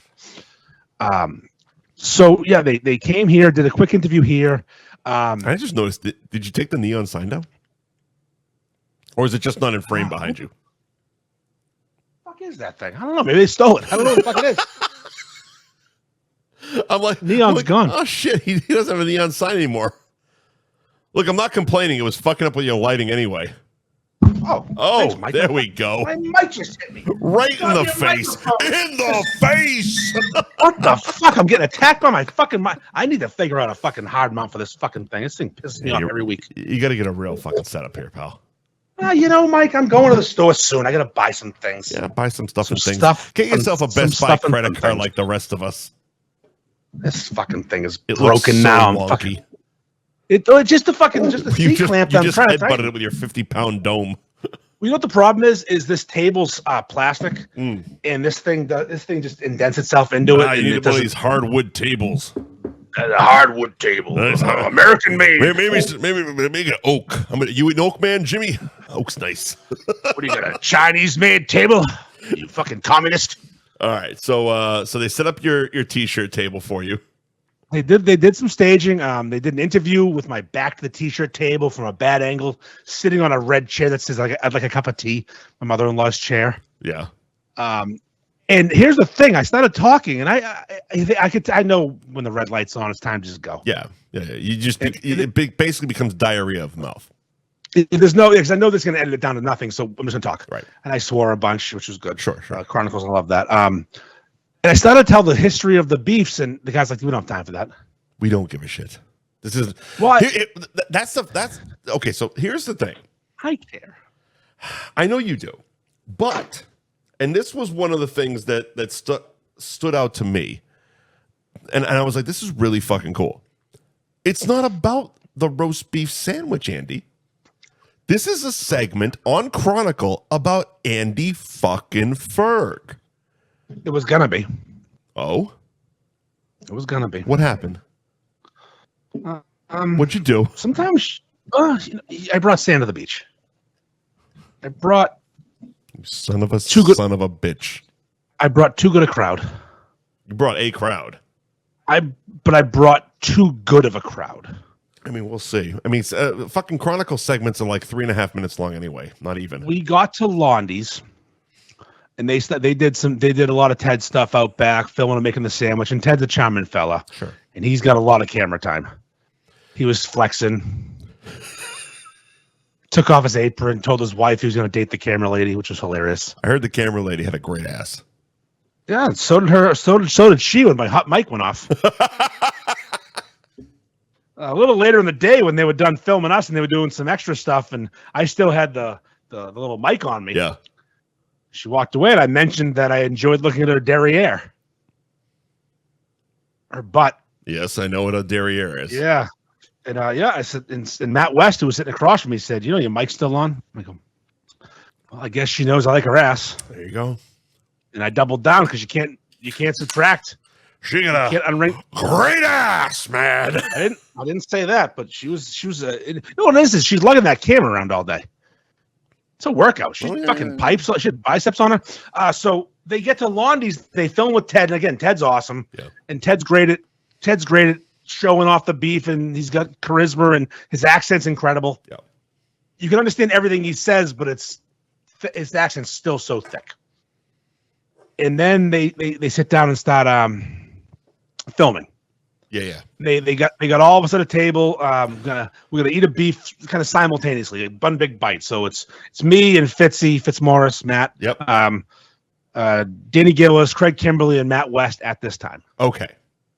At this time, the All-Star made a fashionably late appearance. He wasn't even supposed to make it. He was invited, but he wasn't sure if he could make it. Yeah, because I remember you texting me about, who's going to be there? Who should I bring? Blah, blah, blah, blah, blah, blah. And I never said it. But I'm like, God, he has to fucking show up. Of course he does. Of course he does. Listen, if we're going to put people on Mount Rushmore of this page, no, fucking keep going. So you and the boys at the table. We do one big bite, tick, tick, boom, big bite, having a blast. And now they're just filming us. We got mics on us, a couple of us. They put the mic on me and mic on Danny Gillis because they ain't stupid. And everyone else needed to be like just talking. Like, we're the two that need the mic up. Yeah. Danny's voice was captivating. And he doesn't shut the fuck he's up funny. Ever. At one point, he took a bite. And he still was talking. Oh, my Lanta. And I forgot mics were on. I go, what the hell? Oh, my Lanta? Would you kill yourself? Because I don't like that phrase from fucking that stupid TV show, How I Met Your Mother, or a fucking Young Republican, or a Sheldon. No, it's Young. Who's Sheldon? Fucking no. Full House started that shit.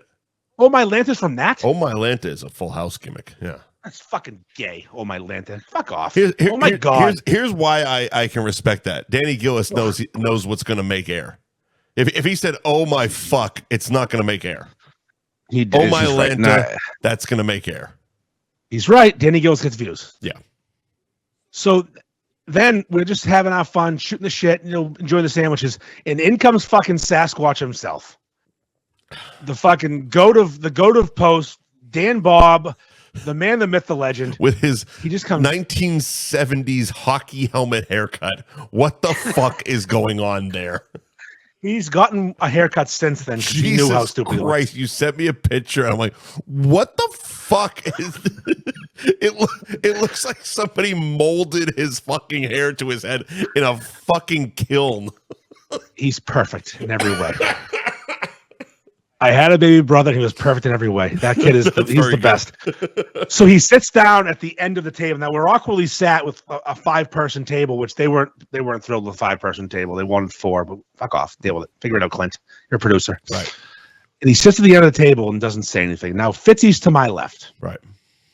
Now I'm mid super. I'm mid beef right now. I'm going for it. It's hilarious that originally you were looking to bring a person. You and me going back and forth. Who's the one person I can bring? And you bring 6 motherfuckers. Well, here's how I think of it. There are people that I really think would be great solo. Right. Like Danielle Murr, who was my first choice. Right. Because she has a level of fame that we regardless of that, Danielle can talk and she's not Danielle. Yeah. She also just disagrees with me in many ways. Right. We could argue. Danielle is all-time fucking co-host, always. Yes, and she was my first choice because especially having a woman on against Shrek, and she's a capable and probably more qualified adversary than I am. She'll body me, but you have to, which I'm fine with. On. Yeah, there could be other choices that would have been worse. One was that Steve Wilkos today, who wanted to be on. I don't think I've ever watched an episode.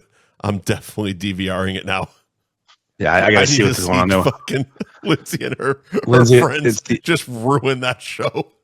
I don't think they were on it or they were in the audience, but I don't know. I don't care. Here's the thing. Either way, they were on it. Yeah, those girls are not quiet. They've been to our fucking shows. They are not subtle at all. She FaceTimed me last night. Yeah, she does that. At 11:30. Yeah. She was at some bar and some dude recognized her from the page. She's in Stamford, Connecticut. That's hilarious, by the way. Good for you. And then, yeah, from the page. And then he really wanted to talk to me. And I don't normally take DMs. Oh no, DMs. FaceTimes from anybody. Yeah. But I happen to be the right level of drunk. My wife was in bed. It's Lindsay. I know she's just gonna fucking say something stupid. Like, nothing. It won't be. I don't get the same FaceTimes you would from these women. I get very, very platonic. Oh my god! Yeah. I don't get tits out. You know, let's fuck. Right. I get platonic. You know, oh my god, this guy. Yeah. And she's like, this fucking Connecticut, this fucking guy knows you and loves you, and that fucking thing recognizes me from the page. Right. Hurricane. So on my porch, Hurricane Lindsay. Yeah, I'm getting screamed at, and she's like, I wanted to be on the fucking show. I'm like, you have cunt tattooed on your finger. Literally, and you would have. Not only would you have shown it, you would have said it. Yeah, she does this, and you can see the word cunt when she puts a fake mustache up. God bless her. Yeah, she's the best. But come on, you're not Chronicle. I joke to my friends. You're not Lindsay's Chronicle. Cabaret. She's Cabaret is what she is. She's Cabaret. She's great. We love her. I mean, she was making out with her friend at the Cabaret last time she was there. She's a phenomenal. She's fantastic, but she's not Chronicle. She's not Main Streets and Back Roads. She's, Main Streets and Back Seats. Here's the thing. We're going to need a crowd, so she better fucking bring it in January. Nailed that, by the way. You missed it. Main Streets and Back Seats, Mike, I said. Very good. I did miss it. Instead of Back Roads. Yeah. Anyway, so Dan Bob showed up. He sits down, and instinctively, I just take my giant super beef that I'm halfway done eating and reach across Fitzy and just shove it in Dan Bob's face, and he just accepts it like. So he didn't even get his own sandwich. You just passed it on while filming. No, I fed him. Very good. Yeah, I gave him one bite. He ordered a sandwich. So we all ate our beefs. They filmed some stuff, and then Dan Bob got a super 3-way, but instead of mayo, we got Greek dressing. As messy a sandwich as is possible. Yeah. And it gets delivered to him, and the camera lady, great instincts. Do we know the camera lady's name? Yeah. Does she have a name, like a first name? I know it. What's her name? I don't know. What's her first name? Jen. Okay. Jen. Let's call her Jen. Let's personalize Jen and not sure just make Jen. her this random fucking I don't remember it though. I'm pretty sure it's Jen. Oh my god, you don't know it. I don't know. I tried. That's what I was trying to say. I didn't. Fucking wouldn't let me. It put me in the spot. So, anyways, Jen. We're thinking Jen. Jen. She could be a Jennifer. Maybe a Jennifer. Maybe. I don't fucking know. Maybe. How's that sound? All right, fine. I forgot her camera fucking name, lady. Because she wasn't the one texting me. So we're gonna downshift back to camera lady. Even though we've been chatting, because I'm trying to get fucking all the footage. But I forget her names. And I'm shitty at fucking names.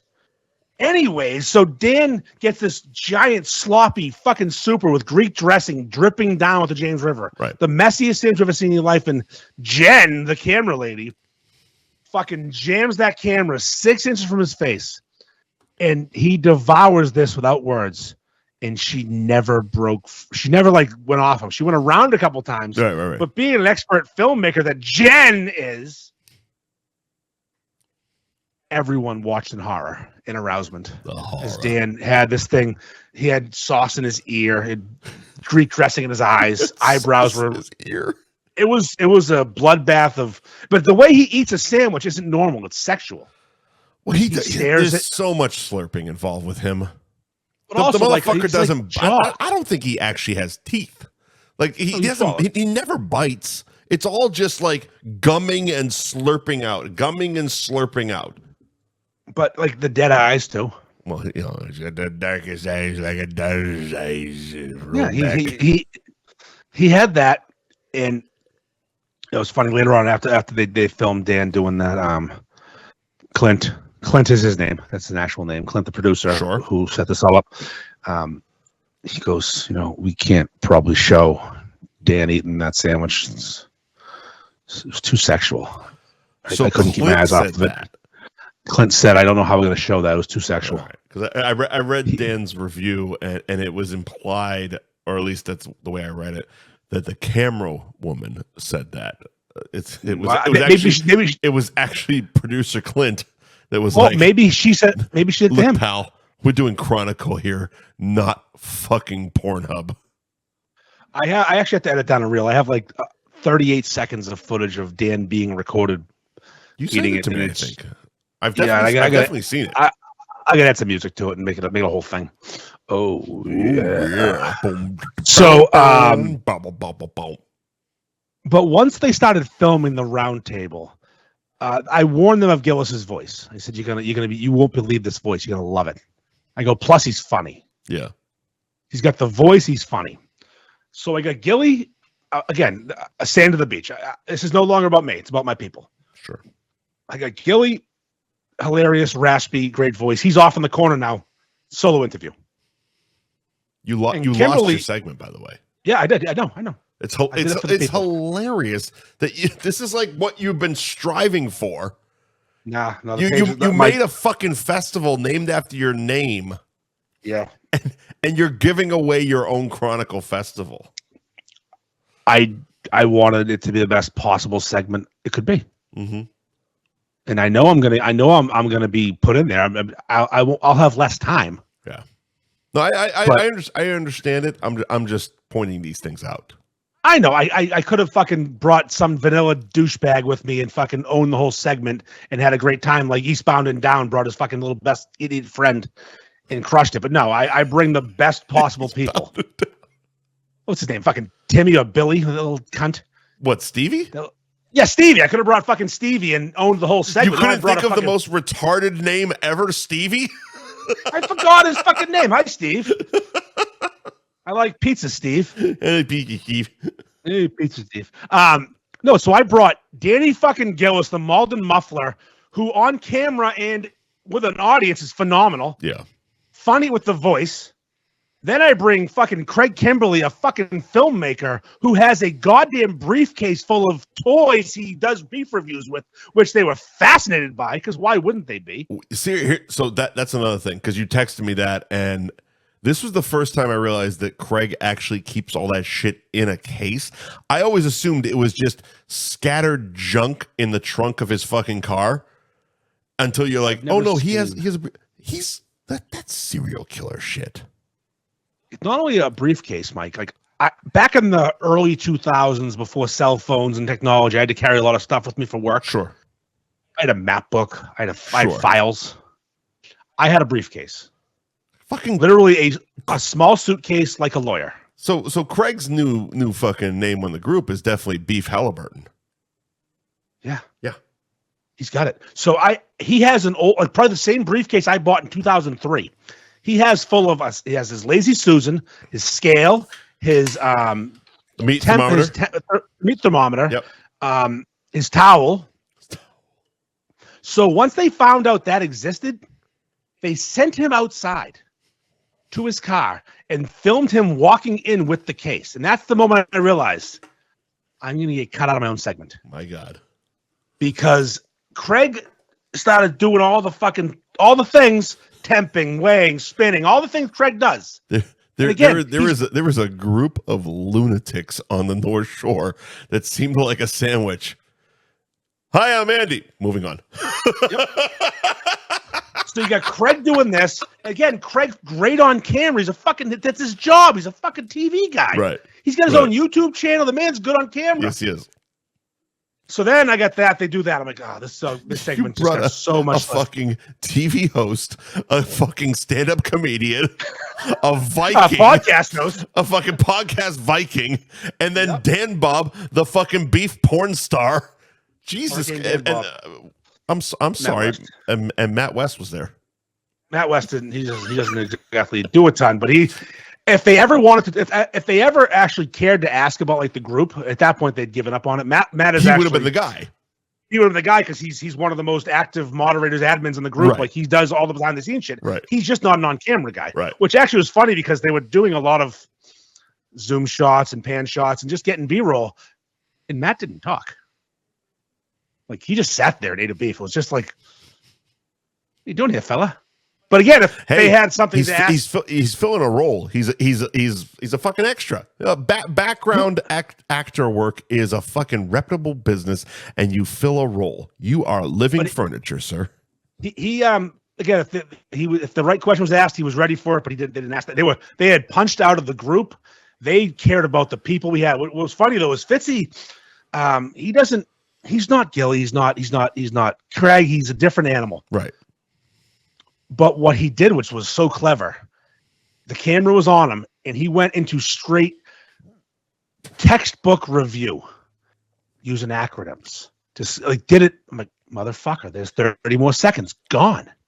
That might work. Because he did it. It was so beautiful. If they give a shit, that might work. I don't know. Again, you never know how this shit's going to edit out, and you never know how the editor or the producer is going to what they're going to actually give a shit about.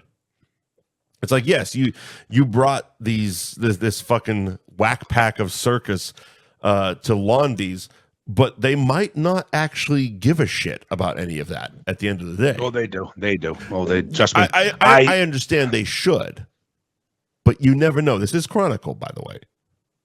Clint, a punk rock legend in Boston, apparently. New information. Oh, you did tell me that, didn't you? Yeah, he's a founder of a punk rock band in Boston. I can't remember the name of it right now. And I can't look it up because I'm using the phone. Sure. He's not new to this. He obviously knows what he's doing. He found what he wanted. He found the animals of the North Shore.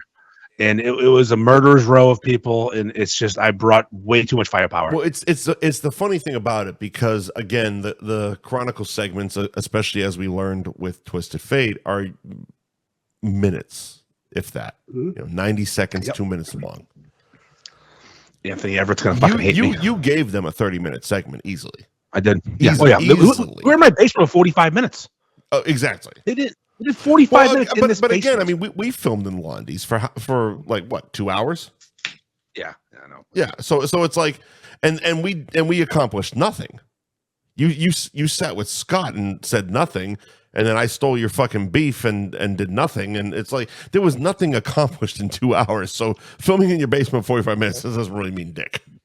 I remember the deja vu feeling of being in Londies again with a TV crew. Yeah. And I texted you. I said, this reminds me of when I filmed here with you guys way back when, except for the camera person this time has a great ass. I was doing the camera most of the time in that one. Yes, you were the camera guy that time. You guys, because we don't actually hire people. We just alternate. You are people. Fucking awful. So it was really cool though. You didn't even have a cameraman. I'm sitting thoroughly in a fucking $800 shirt filming and then fucking jumping in front of the camera, being like, don't get me started. Go. But no, it was. I am very pleased with how it went. I'd rather have it be less about me and more about I'm in a weird place in my life. I'm in a weird place in my life. How do I word this? Not sounding like a fucking cunt. Just do it. Just go. I've done it. I'm kind of famous from this bullshit, and I don't need another fucking TV show segment all about me. I'd rather have it be about the thing I created, which is also about me. You feel me? No. I'd rather highlight. You literally just said the same thing back and forth. I don't want it to be about me. I want it to be about the thing I created, which is me. Exactly. Now you understand. So I want it to be about me. Yes. And now I'm Daddy Ferg, and now you are such a cunt. Exactly. I don't want it to be about me, but it's about me because I created this thing that these people are thriving in and killing it. I mean, literally, like. I mean, I don't want to be a dick, but do you think some of these people are doing what they're doing now without the beef page and such? No. There are literally people out there that have made a career off of you. Yeah, well, all the beef shop owners have, that's for sure. Not even them. Yeah, some people are doing things. Some people are doing things because of you. Yeah, that's fine. If they work hard, they deserve it. Yeah. Well, appreciation. What's funny is someone had an idea yesterday. One of the moderators is like, "Oh, Ferg, you should do like a community thing where everyone can like post what they do for a living, and like you can charge a fee." I go, "What does that mean?" Like basically, it would be a community forum on the beef page if you had some sort of service you provided, like landscaping business, whatever, roofing business. Advertising. Yes, but it would be a post. If you are in the trades, if you have a service you provide, and you're a member of this group, this is a post where you can add your company name. Mm-mm. What? No. What? That sounds icky. No. Yep. Well, you know what I said, right? Right. I love this idea, but I'd never charge. I would create a forum where people could say what they did for a living. Not on the beef page. No, it would be a beef page thing. But it would the guy was saying it's a way to make money because it feels very much like you're just doing advertising. Okay, so which you said you never do on the beef page. I do not. Which is why we don't put our podcast on the beef page. Exactly. So it would be I post something, in this economy, and things aren't great, and if we could help each other out, and if you have a business that you provide a service around here, and you'd like to just drop your business name in the comments. And I'd pin it to the top of the page, and that would be something that everyone could see if they needed a roofer and they wanted to get a price from a fellow beefer. I'm going to dump the podcast in every fucking comment. No, let me finish. Go ahead. Yeah, of course. Yeah, you could. That's my job now. That would actually make sense. But the story was you could charge to comment. I go, well, no, then I'm a douchebag. Right. You're a cunt. And I'm using the page. No, if you're I ever going did against that, basically one of the first rules is you're not going to. Yes. You're not going to do that. But if I ever did that, I'd make a post and let people just post their business for free as a community. It wouldn't work. No, I'm just saying, like, it was the whole idea, like, you charge. No, I can't charge. When I said to him, so I said, the person was telling you literally to advertise on the beef page. Yes, and I said, I want to sell T-shirts and do a podcast. Right. That's all I want to do. I do not want to pay for ads. I'm not going to be that fucking guy. And we literally don't even advertise the podcast on the group. Once in a while, we'll sneak it in the fucking review. Once in a while. If it's related. If we do a super, like Beef Madness, if we do a super beef heavy fucking episode, okay, fine. But that's like one of the rules you set out long ago that we're not going to fucking exploit that. That was the Facebook page that was is the old WB motto. Is a pure and beautiful place that I will not allow to be tainted. It still is, which is so fucking weird. Yes. After all these fucking years. Just over 6 years, it's still the same thing it always was. It's still that fucking virginal fucking hasn't busted that fucking hymen yet. My brother tried to post a question on Veterans Day. My brother is a veteran. Are any beef shops doing beef specials on Veterans Day? That was your brother? Yep. I didn't delete it. One of the mods did, though. Yeah. I definitely clicked on it and tried to comment, but I think it was already gone. Yeah, no, but again, the same. No, sorry, veteran. Thanks for your service. Don't fucking post that. No, dick. I posted it because I can. But as a strictly review only page, the only one who advertise on that page is me. And I want to sell fucking T-shirts. Right. Working. But anywho, Chronicle was sick. Can't wait to see what they air. I am going to ask Clint for the non-edited footage as much as you can send me. I'd like some non-edited stuff so I can make a reel out of it. Just some stuff of us eating and stuff. I don't care about fucking the interview. I just want some stuff of us eating and shooting the shit. Like I want the very least it would be a fun little like a sizzle reel, if you will, for the fucking beef I'll make or something sizzle, like that. Sure, yeah. So I'm excited. It was fucking cool, man. Channel 5 was in my house, dude. It doesn't suck, and again, whatever it turns out to be, the fact that it started as like we want to do a fucking segment on you, yeah, that's just fucking cool, dude. They did a lot of stuff in this room with this background. I don't know if will make the thing. They had me fiddling. I mean, again, I mentioned it earlier. You mentioned that they wanted to pull from the podcast. That's what they said. Holy shit! They had me fiddle with the microphone a lot. Holy shit! They do this a lot. The only thing they can do is the opening that's uneditable. Yeah, thank you for joining Which is great because, hey, it's me and all our sponsors. That's right. Yeah, I had me playing the laptop, playing the phone, playing the microphone, adjusting the ring light over and over. I'm like, what am I doing here? What are we doing? Okay. Enjoy editing this. Mike does all this. I don't know what the fuck. Yeah. I just sit here. I literally sit here. He sends me a Skype notification and I say things. And then I say, I love you, and we move on with our lives. All right.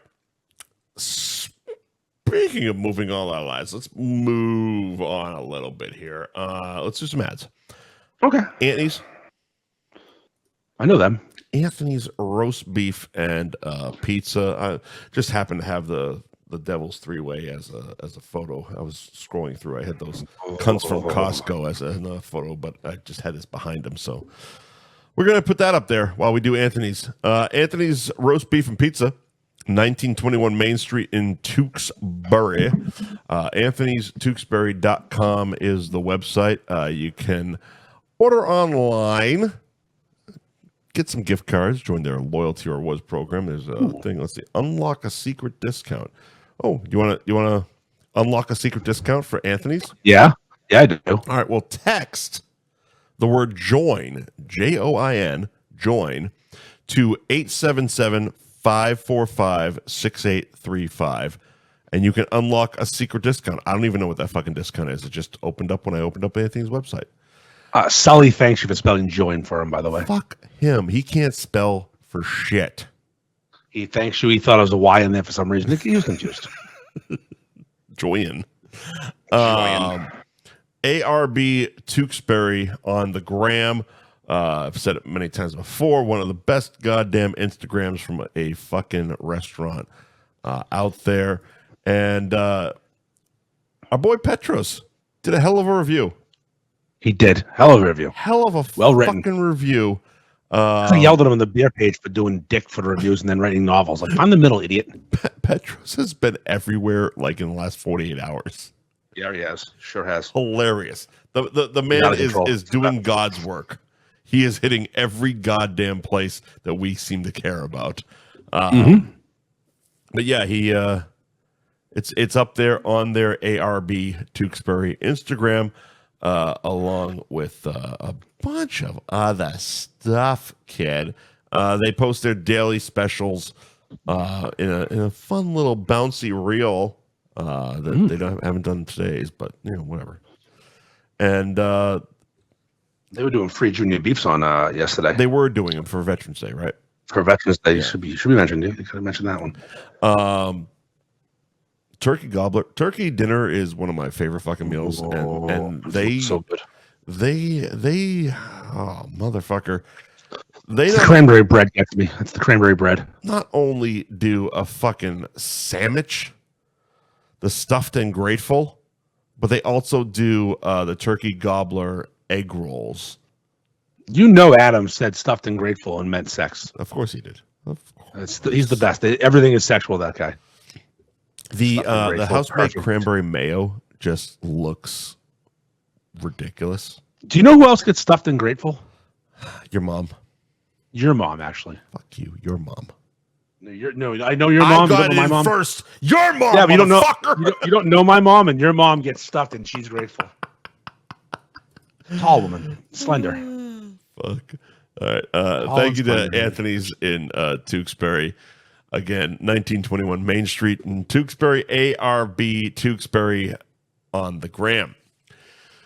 Cabaret Lounge, 96 Newbury Street, which is Route 1 South in Peabody. Open 7 days a week till 1 o'clock in the morning. Their social media is Cabaret Lounge Peabody, and they are getting better at it. Especially when they've been who's this? Improving. Who's this? They're getting better when Sierra posts, basically. Yes, Sierra is one of the Sierra is stepping up their game. The favorites of the page of the place of the beef group fellas too. She's also getting better at not looking quite like a hostage. Some of the guys I know dream about her. Really? Yep. Were they at that table? They've had dreams about her. Adorable. I know a guy. You mentioned him earlier. He was there. We will. We'll be back at the Cabaret at some point, allegedly in January. Whenever you can make it. Allegedly. January's a busy month, but we'll see. Yeah, February's fine too. February might be better. But they're forcing me to come up in the fucking winter, but I love them. There's no winter anymore here. Whatever. It's not Florida. It's true. Cabaret Lounge Peabody on the gram. Again, 7 days a week till 1 o'clock in the morning. Route 1 South in Peabody, the Cabaret Lounge. Nick's Place, Winthrop, Raymond, New Hampshire, Newmarket, New Hampshire, and nicksplaceonline.com. You can tap on locations, get all of their locations, as well as order online. Not just food. You can do holiday catering, and you can get bottles of their goddamn sexy, famous house salad dressing. It is just, such an insertable bottle, and it's so fucking good. I'm gonna give some advice to the fellas out there in the world. To the fellas, if you can fit your dick in the house dressing bottle, don't put the house dressing bottle in your girl. Or do and give her a treat. If you can fit it in the house dressing bottle, don't let her know other things are bigger out there. You've alienated yourself from existence. If you can fuck it, don't fuck her with it. If you can fuck it. You're welcome. That's just math right there. That's the math's not mathing though. If you can, if you can fuck it, Mike. If you can get your dick inside the bottle. If you can fuck a Nick's house salad dressing bottle, you're not satisfying your woman, so you might as well buy a bunch of Nick's salad dressing bottles. You don't know what she's had inside of her with it. You don't know what she enjoys. Some women like a thin dick. Not many. Listen, just because you're down in Florida and you're throwing hot dogs down hallways doesn't mean you're in the real world. Bunch of Cubans fucking stretching out broads down there. Nick's is also doing their own Thanksgiving dinner thing. The Gobbler Bowls. You can pre-order them now at nicksonline.com. You can hit him up on the gram, nicksplace.online on Instagram. Jamie's Roast Beef. Did you hear me? I call your mom the Gobbler Bowl. Fantastic. Thank you very much. Jamie's Roast Beef, 44 Margin Street in Peabody. Open 7 days a week, 11 to 9 p.m. JamiesRoastBeef.com is the website where you can order online. And their social media is Jamie's Roast Beef. They posted something today that was fucking fantastic. It's not roast beef. Oh, the grilled chicken sub? Grilled chicken sub. Yeah, it did look good. Motherfucker, that looks real goddamn good. I was 86 to lettuce, and now it's shoved in my face. Yeah, probably. Because they still have Chef honestly, Maddie's, looking at the picture, you can't even see the lettuce. They still have Maddie's recipes. So that Greek dressing, the Greek freak dressing, it's like that black girl's nipples in Scrooge. You can't even see that lettuce. You can't even see them. And these guys are really looking. Yeah. Thank you to Jamie's Roast Beef for sponsoring the program. All right. Back to it. All right. We have run long, so I'm going to try and buzz through some of these topics. Have we? We're at 9 already. 9 yeah, but we PM. started a little late. We're only at actually an hour 45. You had a physical. Yeah, I get those. Unlike you. Yeah. Go ahead. I see doctors. I have a regular doctor. Witch doctors is what they are. Dr. Raisin, I think he's a Jew. And he's awesome. I've had the same little Jewy doctor for years. Nice fella. Could be German. You can't tell the difference sometimes. He's made the joke in the past about not having Gronk fingers when it came to my prostate exam, which I appreciated that joke.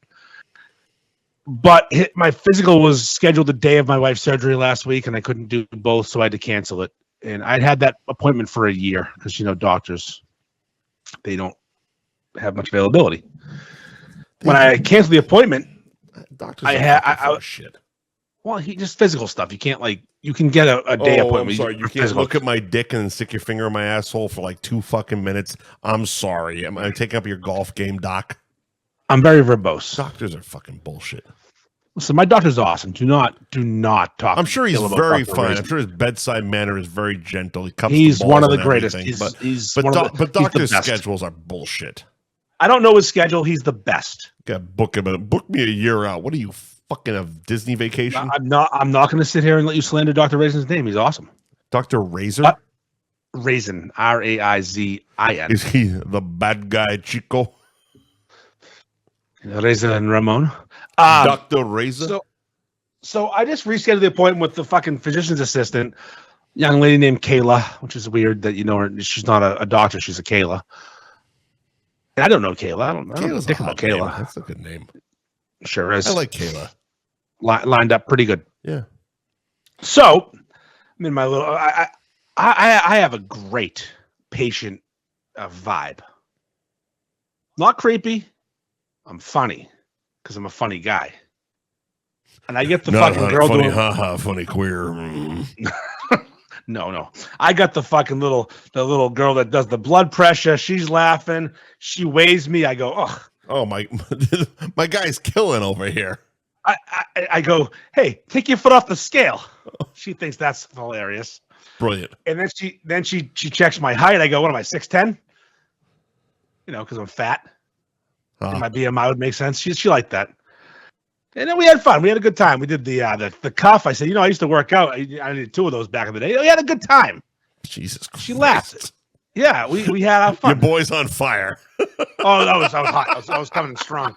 And then the physician's assistant comes in, little Kayla. She was 4'8", gymnast size, like fucking like tiny, really little, weirdly little. Little spinner. Yeah, weirdly little. Like, you know, like when you stand up and they come to your belly button, you're like, oh, we could do some things, me and you. I said to her, I go, Jesus, you're small. Yeah. I couldn't not say it. Right. So on the wall of the doctor's office is a chart for sign language. Every letter in the alphabet is on the wall. Right. I don't know. You get the fucking hand, doing all the different hand signals. I don't know sign language, but I assume that's what it was. So we're doing the whole fucking exam. She takes a look at my dick. No, we're doing the whole regular exam. I don't know sign language. I don't know dick about that fucking wall. But I keep staring at this wall. Yeah. And a joke's coming in and it's creeping. It's a little earworm. Like, I got something. You're trying to put words together with your hands while she's cupping your balls and saying cough, sir? Nope. My mind's working. The hamster wheel is spinning. It's going. And she's taking a look at my dick. She's impressed, obviously. She's like, this is decent. Obviously. For a guy as fat as you and as Irish as you, because your head's that big. She gasped. This ain't a bad dick. I was expecting it any. Oh my God. And you know what? You did a good job trimming your pubes. I'm actually impressed. She said that loud. Sir. She said, you know, you did a good job manscaping. Your pubes look decent. She didn't say that. Not out loud, but I felt it. She didn't say that. In my heart of hearts, I said she's impressed by my manscaping. So I went no attachment and did a little almost like a mowing instead of a trimming. Yeah. I made a heart shape. I wanted her to feel respected. Give me that flying V. Yeah. So here I am.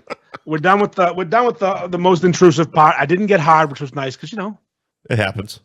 There's a woman trying to touch my dick. You know, she was also, they start at your neck and they rub and they check your. So you didn't take a couple pills before you walked in. No. It was funny though. You should have fucking taken a Viagra before you walked in. Full disclosure, Mike. I'm not gonna lie. Full disclosure. I got a funny one for you. Good. So they had you put a Johnny on a gown, and she's checking me and the glands and the chest and everything. And you know, sometimes you when you're in a situation, you're a little nervous. Your dick might turtle, a little hides. Oh yeah. We're gonna get rid of this. We're not even add it back. They can find me on Facebook. Yeah, it's fine. So it actually goes in the other direction. It turtles, if you will. Turtles. Yes. It turtles, if you will. It hides. The peen. You know, it's an easy way to deal with that. It's called fluffing. You know, give it a little fluffage. It's not a foolproof plan, but yes. So I pull I'm wearing the Johnny. It's covering me from, you know, neck to knee. And I pull my underwear down, and I got to pull the Johnny up. Mm-hmm. There's a brief few seconds where I get a chance to fluff it, just a little. It's a nudge to get me out of the foreskin zone. She catches me. You don't know how to do the handless fluff? You shake your hips? What am I a dog fucking drying off? I can't justify that move. There are ways, pal. There are ways. So, anyways, I use my hand. I give it a fucking good little stretch. She's like, she's laughing, but she wait a minute. What if she went? No, she didn't. She did. She thought it. I was not gonna read minds. So we're done with the me fluffing myself up and her cupping my dick and touching my balls and being impressed. Obviously, she loved it. Best dick. Best dick. So she says, "Have you had a dick? It's a world-class dick. The generals all told me my dick was the best." And I have the real generals, not the fake ones you see on not TV. The fake generals. They all told me my dick was the greatest. It was perfectly tanned. She says, "Have you had a prostate exam from Dr. Raisin?" I said, "Oh yeah, he's had a finger in me, maybe two." And she goes, "Have you?" She goes, do you want one? Like, I'm given the option. I'm like, so she's just offering up like extra services. And I go, like, a la carte. Like, oh, would you like me to massage your chest, your back, your dick? So I said, "There's no way you can reach my prostate with those fingers." And she's like, "I can prove it." I'm like, "No." Because, she had a little hand. She'd be fisting me. It'd be terrible. She would definitely fist you. Now, here's the funny part, though. You would go home a woman. There's the sign language chart on the wall. Yeah. And I'm staring at this thing, and I don't know if you know sign language. A lot of those things look like people being fisted as the option to get fucked. And I said to her, I go, "Is this a menu?" She goes, "Boom." What? I go, "Is this sign language had a menu for the prostate exam? Boom. Like, do I pick a letter?" Loses it. Funniest thing she's ever heard. This is not a joke laugh. I know a joke laugh, the fake laugh. This is a real holy shit, this kid's hilarious laugh. And she goes, "No one's ever asked that, and I'm in this room every day." I go, "Well, in case you're wondering, letter R." Which is actually, it's two fingers crossed and a twist. Yeah. So you're getting double penetrated, but it's not a whole fist. Yeah, I told you should be a man and go with the T. It's literally the fucking fist. I made a friend that day. She's a Matt Rife fan. Me and Kayla. Best friends. She laughed. And then here's the thing. I know she likes me. I can tell she likes me a little bit. Maybe a little crush. Oh, yeah? Because your opposites attract, and she's the size of a fucking middle school gymnast, and I'm an ogre. But listen, get this, though. Get this. Are we going back to the strippers liking you? No. She says to me, she goes, your blood pressure's a bit high. I go, "Yeah, it's always high when I come to the doctor because I'm nervous." Because it is. It's always high when I get there. And it comes down when I leave. She goes, "It didn't come down that much." I go, "Yeah." She goes, "Maybe we should. Do you have a cuff at home?" I go, "A blood pressure cuff?" She goes, "Yeah." I go, "No, fucking blood pressure cuff at home." She goes, "She'll probably come back and see me in like 2 weeks." So I got a date. She's worried about your heart exploding, idiot. Not my heart. My heart on. Don't you dare. Oh, come back and see me so I can run your insurance card again and bust your blood pressure medicine. It's a freebie. No appointment necessary. It's a freebie. Just doing a cuff. Okay, just to see if I'm better than 190 over 70. Listen, I'll be in my birthday suit with the Johnny on, saying, "Hey." For no reason, she just have to put the cuff on your arm. Listen. I like people who are thorough. I like to be thorough. I'm gonna strip down. Listen, just check it out. How do you like my dick? Is it getting bigger? I've lost 4 pounds. I asked her if I was fat enough for Wegovy. So I says to her, I go, "Listen, height and weight wise, can I get it on some Wegovy or one of these fucking drugs so I can be skinny because I'm tired of being this fat, or do I have to gain some more weight?" And she goes, "We're not trying to gain weight." I said, "We're trying to get medicine, miss." And she goes, "You're fat enough for Ozempic." Yeah, but I have to do tests. I don't really want it. I just want to ask for it. Well, it sounds like you're going back anyway. Yeah, a couple of weeks. Gonna do some tests with the lady. I'm getting a testosterone test. Let her stab you in the gut a couple times. See what happens. Stab myself in the thumb? What a day. There you go. I'll take Petros. Just fucking make my thumb skinny. There you go. Next thing you know, you're going to be taking Cialis and going to the gym. Listen, it adds oxygen to the bloodstream and you get a better pump. We all know okay, yeah. You pump your fucking cock. You all know about it. And Javier found out about the Greek fucking sneak that day. Poor guy. Sober as fuck was some drunk Greek with a fucking hard on at the gym. Just chubbed up Petros. Just a fucking monster fucking Greek snake with a fucking sweater on. Oh, Jesus Christ. This is big for my age. It's big for my age. I used to ask the doctor that, but they stopped saying yes, so I stopped asking. Oh, fuck. All right. All right. Next up, Costco Guys.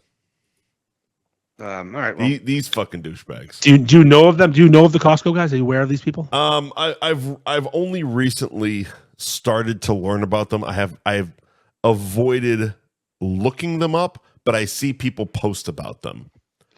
They pop up in my algorithm, and I hate them so much. I started seeing them more and more and more and more. So if you don't know, it's a family. AJ is the dad, and his little cunt kid is Big Justice for some reason. And then they get this fat little fuck they call the Rizzler because he's got so much charisma.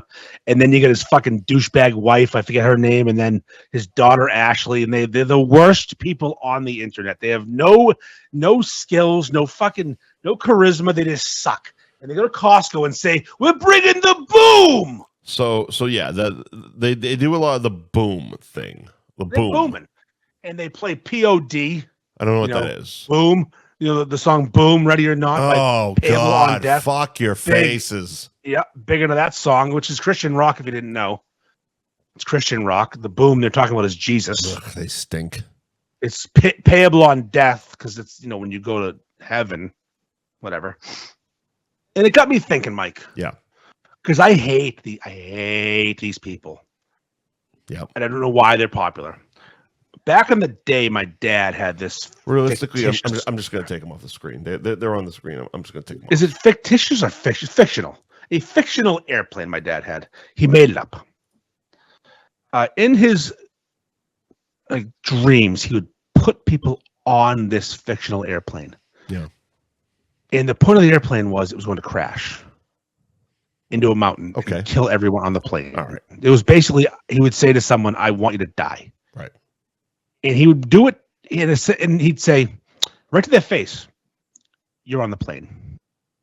And they knew what it meant. He was a social butterfly, and everyone knew my dad, and they knew what "You're on the plane" was. And they would be like, "No, Doug, no." Like, they didn't get it. It was just whatever. Right. They didn't like being on the plane. I'm bringing it back, but mine is a rocket ship because technology. Sure. And my rocket ship's going to fly into the fucking sun. Yeah. And we're putting the entire Costco family as the inaugural flying into the sun crew on the rocket. I want them to fucking die. I want AJ, the dad, who acts like he's fucking in some sort of shape like he's jacked. I have bigger arms than you fucking twat. You're not jacked. Your shirt's too small, you fucking fat idiot. Boom. Boom. Ready or not, here I come. I hate it. I hate them. My daughter's like, "Oh, they're funny." They're not fucking funny. Not. They're retarded. They're absolutely not. They're fucking retarded. They go to a game. They sit courtside at Knicks games and just yell, "Boom. Fuck you. Out of my life. Onto the rocket. Elon Musk built it. It's shaped like a penis. And you go into the fucking sun." They're a family of lucky cunts who happened to catch the fucking algorithm at the right moment, and they were able to ride that fucking train.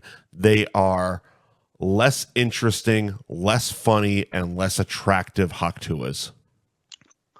Yeah, I can respect her way more though, because it wasn't on purpose for her. They tried real hard, and it just worked. They're still trying. Yes, no, I'm just saying, like she. No, I understand. She said something. I understand the difference. I was just trying to relate it to people. Yeah.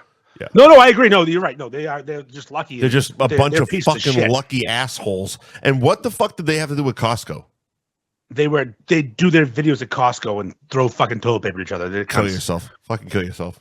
Yeah, no, I would sponsor those suicides. Fucking Jesus. I would Kevorkian those things. Gross. No, call me Jack Kevorkian. I want them off the planet. All set. Sponsored suicide. AJ, big. I don't care if he's 13. I don't care if he's 13. I'm a shitty person. And Rizzler, that fat little fuck, he's got diabetes. He's 6. And it's not type 1, it's type 2. I'm gonna put it back up because honestly, the youngest kid is the most out of shape out of the 3. And he's not even related to them. He's a friend. What are you, a fucking pedophile? You have friends that are children? All three of them look like they're different ethnicities. I'm going to be straight. The Rizzler's fucking. His eye, when he gets older, his eyes will close from fat. He's already closed. Jesus fucking. Oh god! Imagine like just exploiting people like this. Like, you fucking assholes. Fuck you, AJ. You cunt. Fuck you. Fuck you, AJ. I have bigger arms than AJ. I'm not gonna do it. No, I can do it. I have bigger arms than asshole. Don't do it. Don't do it. Fucking pussy. Here's the fucked up thing, and the only reason I actually they've made themselves into my algorithm is because they made themselves popular enough that second-rate fucking wrestling company AEW has signed them. Oh, that's the only reason that when you said Costco Guys, it registered because of that. Otherwise, no fucking idea. My daughter went to AEW last week. Huh? That was terrible. My daughter went to AEW in Manchester, New Hampshire last week. Yeah, it's a terrible show.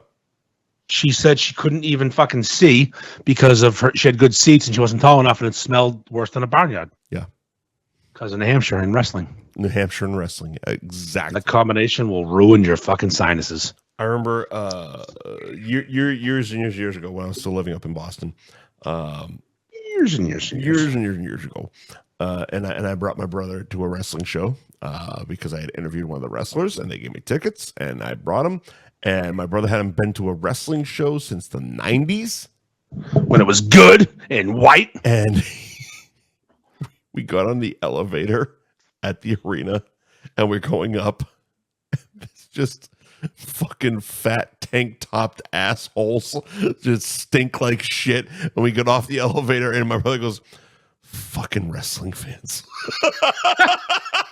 You were like, no, they're the performers. Fans? Yes, fans. That's why I watch this shit from home.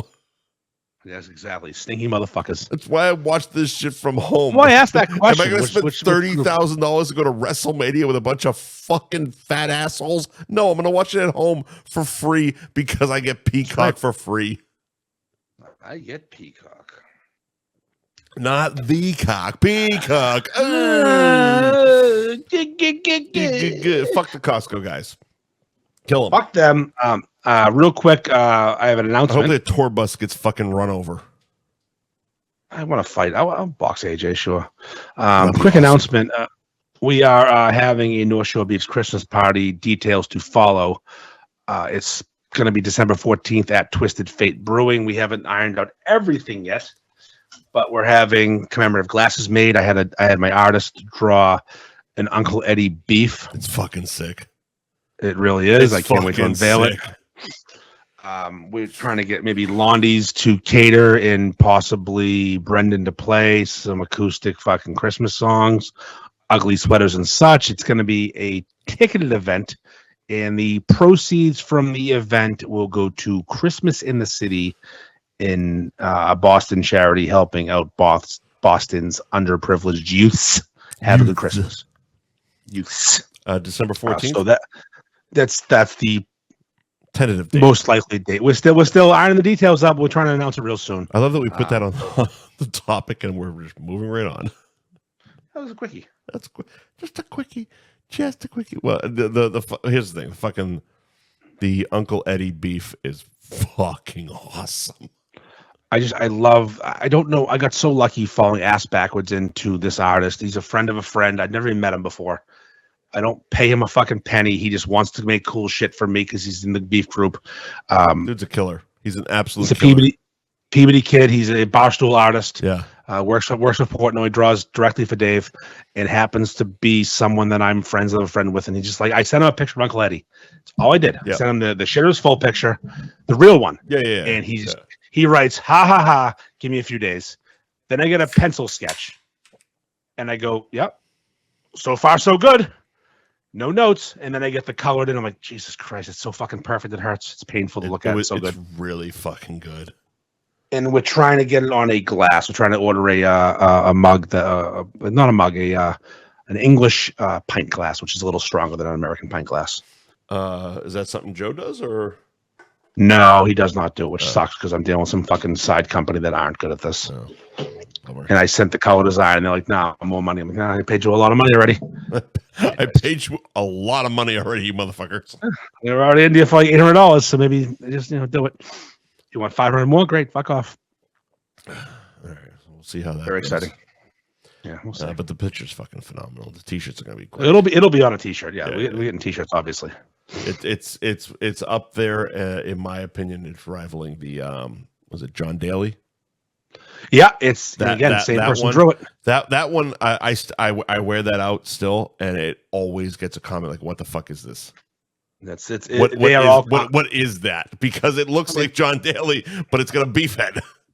It really does look like John Daly. He's smoking a cigarette.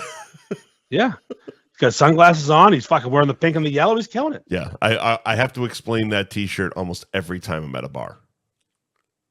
There's this group full of psychos. They got a golf tournament. Oh, fuck all that. Here's the thing. I have a podcast. My co-host does a golf tournament. That's how it starts. There it is. And then, hey, here's the link. I'm good at self-promoting. Go scan that bathroom code. You'll love it. Yeah, go in the shitter. They took down the fucking Pink Whitney one, but we're gonna get another one up there. It's also 47 places in the bar. Yeah, it's everywhere. Peppered. Scan peppered. Pepper's the word. Peppered. Should we do cause heads? Cause heads. Go ahead. I went to Salem. As you do. On Saturday as a tourist because my daughter failed her driving license test and she was pretty down in the dumps about it. So we took her to Salem to like do tours. She loves going to Salem, walking around, like going to the shops and stuff, and like trying to get her mind off of it. Sure. And we got to like this area, like by Old Town Hall, which, you know, if you know Salem, the cobblestone road and stuff. And there was this loud like chanting. And there was a megaphone involved and a bad sign. And I'm like, are they filming PCU 2 here? What is going on right now? This is it was literally Meat is Murder. It was that protest. Yeah. There's no one dressed as a cow, but still Meat is Murder protest. We brought our own placards. Meat tosser oppressor. Moonbeam was there. It was Moonbeam everywhere. Yeah. And I look over and they're in front of Seth Moulton's office. What's that? Who's that? Who is the local congressman? Oh, okay. Huh? You're glitching a little bit. District there. It's kind of district. He does it all. Yeah, okay. Well, Seth Moulton's office was being protested because he had the audacity, the craziness. Yeah. Am I good right now? You're good. You're good. Okay. Seth Moulton has daughters, and he came out and said that he didn't want his daughters to have to play sports against former men, aka trans men. I wouldn't want my daughters to play sports against any man. Yeah, no shit, Mike. It's fucking common sense. Past, present, or future. But these fucking people, these fucking psychos on the far, far left. If you've ever had or ever planned to have a dong, you can't play female sports. That's them's are the rules. They are the rules. I mean, the kids said it in Jerry Maguire. No, was it? No, it's Kindergarten Cop. Kindergarten Cop. Kindergarten Cop. Women, yeah, girls have a penis. Girls have a penis. Men have a vagina. Yeah, the other way around. Boys, yeah. The boys have vaginas. Girls have penises. Boys have a vagina. Girls have a penis. This is 2024. The world is backwards. We're living. It's whatever it is. We're living in a circular onion. What was funny though is there's like 14 of them out there, all had colored hair, many colors, orange and purple and such. And there was one leader of the protest, and she had the megaphone, and one guy holding a sign that said "Seth Moulton's a dipshit." All right. Okay. And it said he hates trans children, which I don't think he said that, because I know I read what he said. He doesn't hate. He just didn't want him playing against his daughter. So it's a long sign. It sounds like a long sign. Seth Moulton's a dipshit, and he hates trans. Like just it was a big cardboard sign. Pick a lane, pal. What was funny though was they were protesting outside of an office on a Saturday when he was not there. Hilarious. There was no one there. It was just they were just walking around the streets and no one cared. It wasn't like this kind of reminds me of one of those early COVID protests when they were outside of Baker's home in Swampscott, and he was live on TV from the State House in Boston. Yep. I know someone who got arrested there. It's like you fucking morons. He's literally live from Boston. It was the saddest protest I've seen in a while, and I took a picture of it, and again I sent it to you. Yeah, it was embarrassing. Like, yeah, you aren't supposed to play women's sports if you have a dick. Sorry, those are the rules. Sorry. Sorry, them's the rules. Sorry, you can't do it. Sorry, no dicks. My daughter played field hockey this year against Newburyport. I didn't realize their goalie was a boy. How do you do? He actually took. They won, but the team was way better. He actually shoved down one of her teammates. I didn't know it was a boy. I don't think I would handle that well if I knew. See, because also goalies aren't supposed to really overly get physically involved. I understand if you're encroaching on their spot, but that also feels like I'm a guy. I'm going to overstep my bounds. I'm stronger than everybody out here. I'm going to overstep my bounds, even though I'm a goalie. I'm going to come out of the crease and fucking knock somebody down. She touched him. He put her down. I didn't know it was a boy until afterwards. That wouldn't have gone too well because they had obnoxious fans too. And I actually was considering assaulting a fan that night just for grins. And if I knew it was a boy on the team, I might have had an issue. I was close to some British cunts yelling, "Hey, yeah, man!" being really douchey. A nice tackle. Field hockey idiot. What team? I wanted to turn around. Newburyport, you said? Yeah. I want to turn around and say, hey, buddy, shut up. Just that's all. Good hey, buddy, one. Shut up. Good one. No, hey, nothing buddy, else. Shut up. Yeah, that's all you gotta say. Shut up, geek. Shut up, geek. Done. So that was funny. Seth Moulton had a protest outside his office in Salem that no one cared about because he dared say something that made sense. Yeah. And then I heard about this new thing today. Go on. It's called the 4B. You sent it to me. I read it. It was one of the first things I saw when I woke up this morning. And so you didn't see it. You just what? No, I read it. I opened my eyes. I looked at the phone. There's a whole shitload of notifications. Most of them are don't matter. Titty pics. And then I clicked on yours, and I read it. And I'm like, this is the most overthought out, nonsensical thing I've ever read in my life.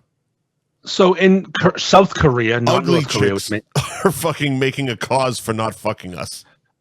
Well, I think in Korea it's important because Korea is fucking weird. If North Korea didn't exist, we'd be looking at South Korea going, "What are you up to? What are you doing over there? Why don't you leave those broads alone?" But North Korea is taking up all the attention because you know, internet blocking and dictator and killing people and such. It's tough over there.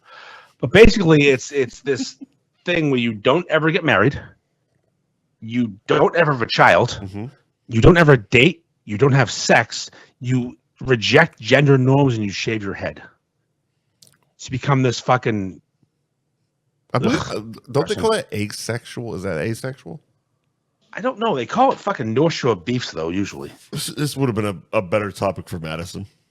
Yeah, would have been asked about Madison about 4B. So again, more stupid shit, and people have adopted this in America. Listen. Oh, you're not being oppressed yet. Really? Are they adopting it? Wait, this is becoming American. This is becoming an American thing. It's huge right now since the election. Can you wait till you get oppressed? What's huge? This a movement, bunch of these fucking brothers fat, shaving their heads. Not fucking. Oh god. They were already shaved. They already had their head shaved. They were already gross. God, it's fine. No one's fucking them anyways. Nobody's trying to fuck you anyway. Relax. You're not the ones in danger. No, that's true. No. They also, those ones chose the bear. The ones subscribing to 4B aren't the ones in danger. No, that's the ones that chose the bear, and the bear killed them because no one wanted to fuck them. You fucking dummies. Listen, we got to skip word of the week because I got the text and I have to take a piss. It's real quick. Do it. Just fucking do it. All right, fine. Put it up there. All right, let me see here. Word of the week. The Cincinnati fucking hard-on. What's it called again? You sent it, bro. Let's see. Cincinnati Sunrise. The Cincinnati Sunrise is when a guy wakes up his female counterpart by repeatedly pulling his morning wood back to his belly button and hitting her in the face with it. All right, so this takes actually some work. Yeah, you gotta get in the right position. So she has to be dead asleep. Yeah, you have to get up on over. All Side. I guess on her side. On her side, maybe In better. her face? Yeah, you get on the. If she's on her side, and you get like that, the kneel down while she's on her side, blowing you position, but she's asleep. Yeah, but nobody sleeps that way. Everybody sleeps on a pillow. On your everybody sleeps on a pillow, so you're all head level. So you need to actually like get up to her face level to get your dick to her face. Level. Hold on, I'm talking this. She's on her side. You're kneeling next to her at her head level. Why are you kneeling? Are you kneeling on the bed or outside the bed? On the bed. So so we're on the same page. You're kneeling up by the pillows. Up by the pillows, and you're kneeling crouch. And you're basically doing like a door stopper thing, like those Yes. Yeah. Yes. Brrr. And it requires youth, first of all. 100%. This is nothing that any of us would ever fucking do at our age. You need to be able to do yoga and have a dick that can do that. Like a middle school hard with yoga skills and a long enough dick to reach the fucking. You can't be fat in any way. Look, at the end of the day, we're all just smacking her in the mouth and saying, "Hey, it's breakfast time. Get up, baby bird that thing. Baby bird that I'm gonna jump in the shower. Make sure the coffee's hot when I get out of the shower." Cincinnati sunrise. Enjoy. Fucking stupid. So dumb. So dumb. Impossible for humans. Thank you to our sponsors, Gary Girolamo. Speaking of Cincinnati sunrises, Gary Girolamo could probably complete all of these. He's a little fellow with a long dick. Yeah, he can. Yeah, absolutely. Gary Girolamo Group Cross Country Mortgage. Buy and refi with Gary.com. Ben Franklin Print Company, 177 North Main Street in Middleton. Twisted Fate Brewing, Route 114 in Danvers. Anthony's Roast Beef and Pizza, 1921 Main Street in Tewksbury. The world famous Cabaret Lounge, Route 1 South in Peabody. Nick's Place in Winthrop, Raymond, New Hampshire, Newmarket, New Hampshire, and nicksplaceonline.com. And Jamie's Roast Beef, 44 Margin Street in Peabody. Andy, anything else? I don't think so. I think I did it all. All right. Well, Tyson's gonna knock Jake Paul's head off on Friday. Oh, that's the other thing. Yeah. Well, we gotta figure out a place to watch that fight. Yeah, we do. I'm gonna be in town, so Tyson's the underdog. Hilariously, plus 170. You can bet $100 to win 170. I mean, I think we know a bunch of bar owners that are probably going to show the fight. So let's try to figure this out, pal. Let's brainstorm it. Okay. Your boy's going to be in town. We're going to Shoresy game. When are you flying in? Friday morning? Yeah, Friday morning. All right. So School Street Foods. Shoresy game locked in. Shoresy game Saturday night. Yeah. And then and sometime Friday after School Street Foods on Friday, sometime we'll go to we'll find a bar and fucking watch the Tyson fight. We're doing it. Let's fucking do it. Let's go. Let's go. See you next Tuesday, cunts. I love you, Mike. I love you, buddy.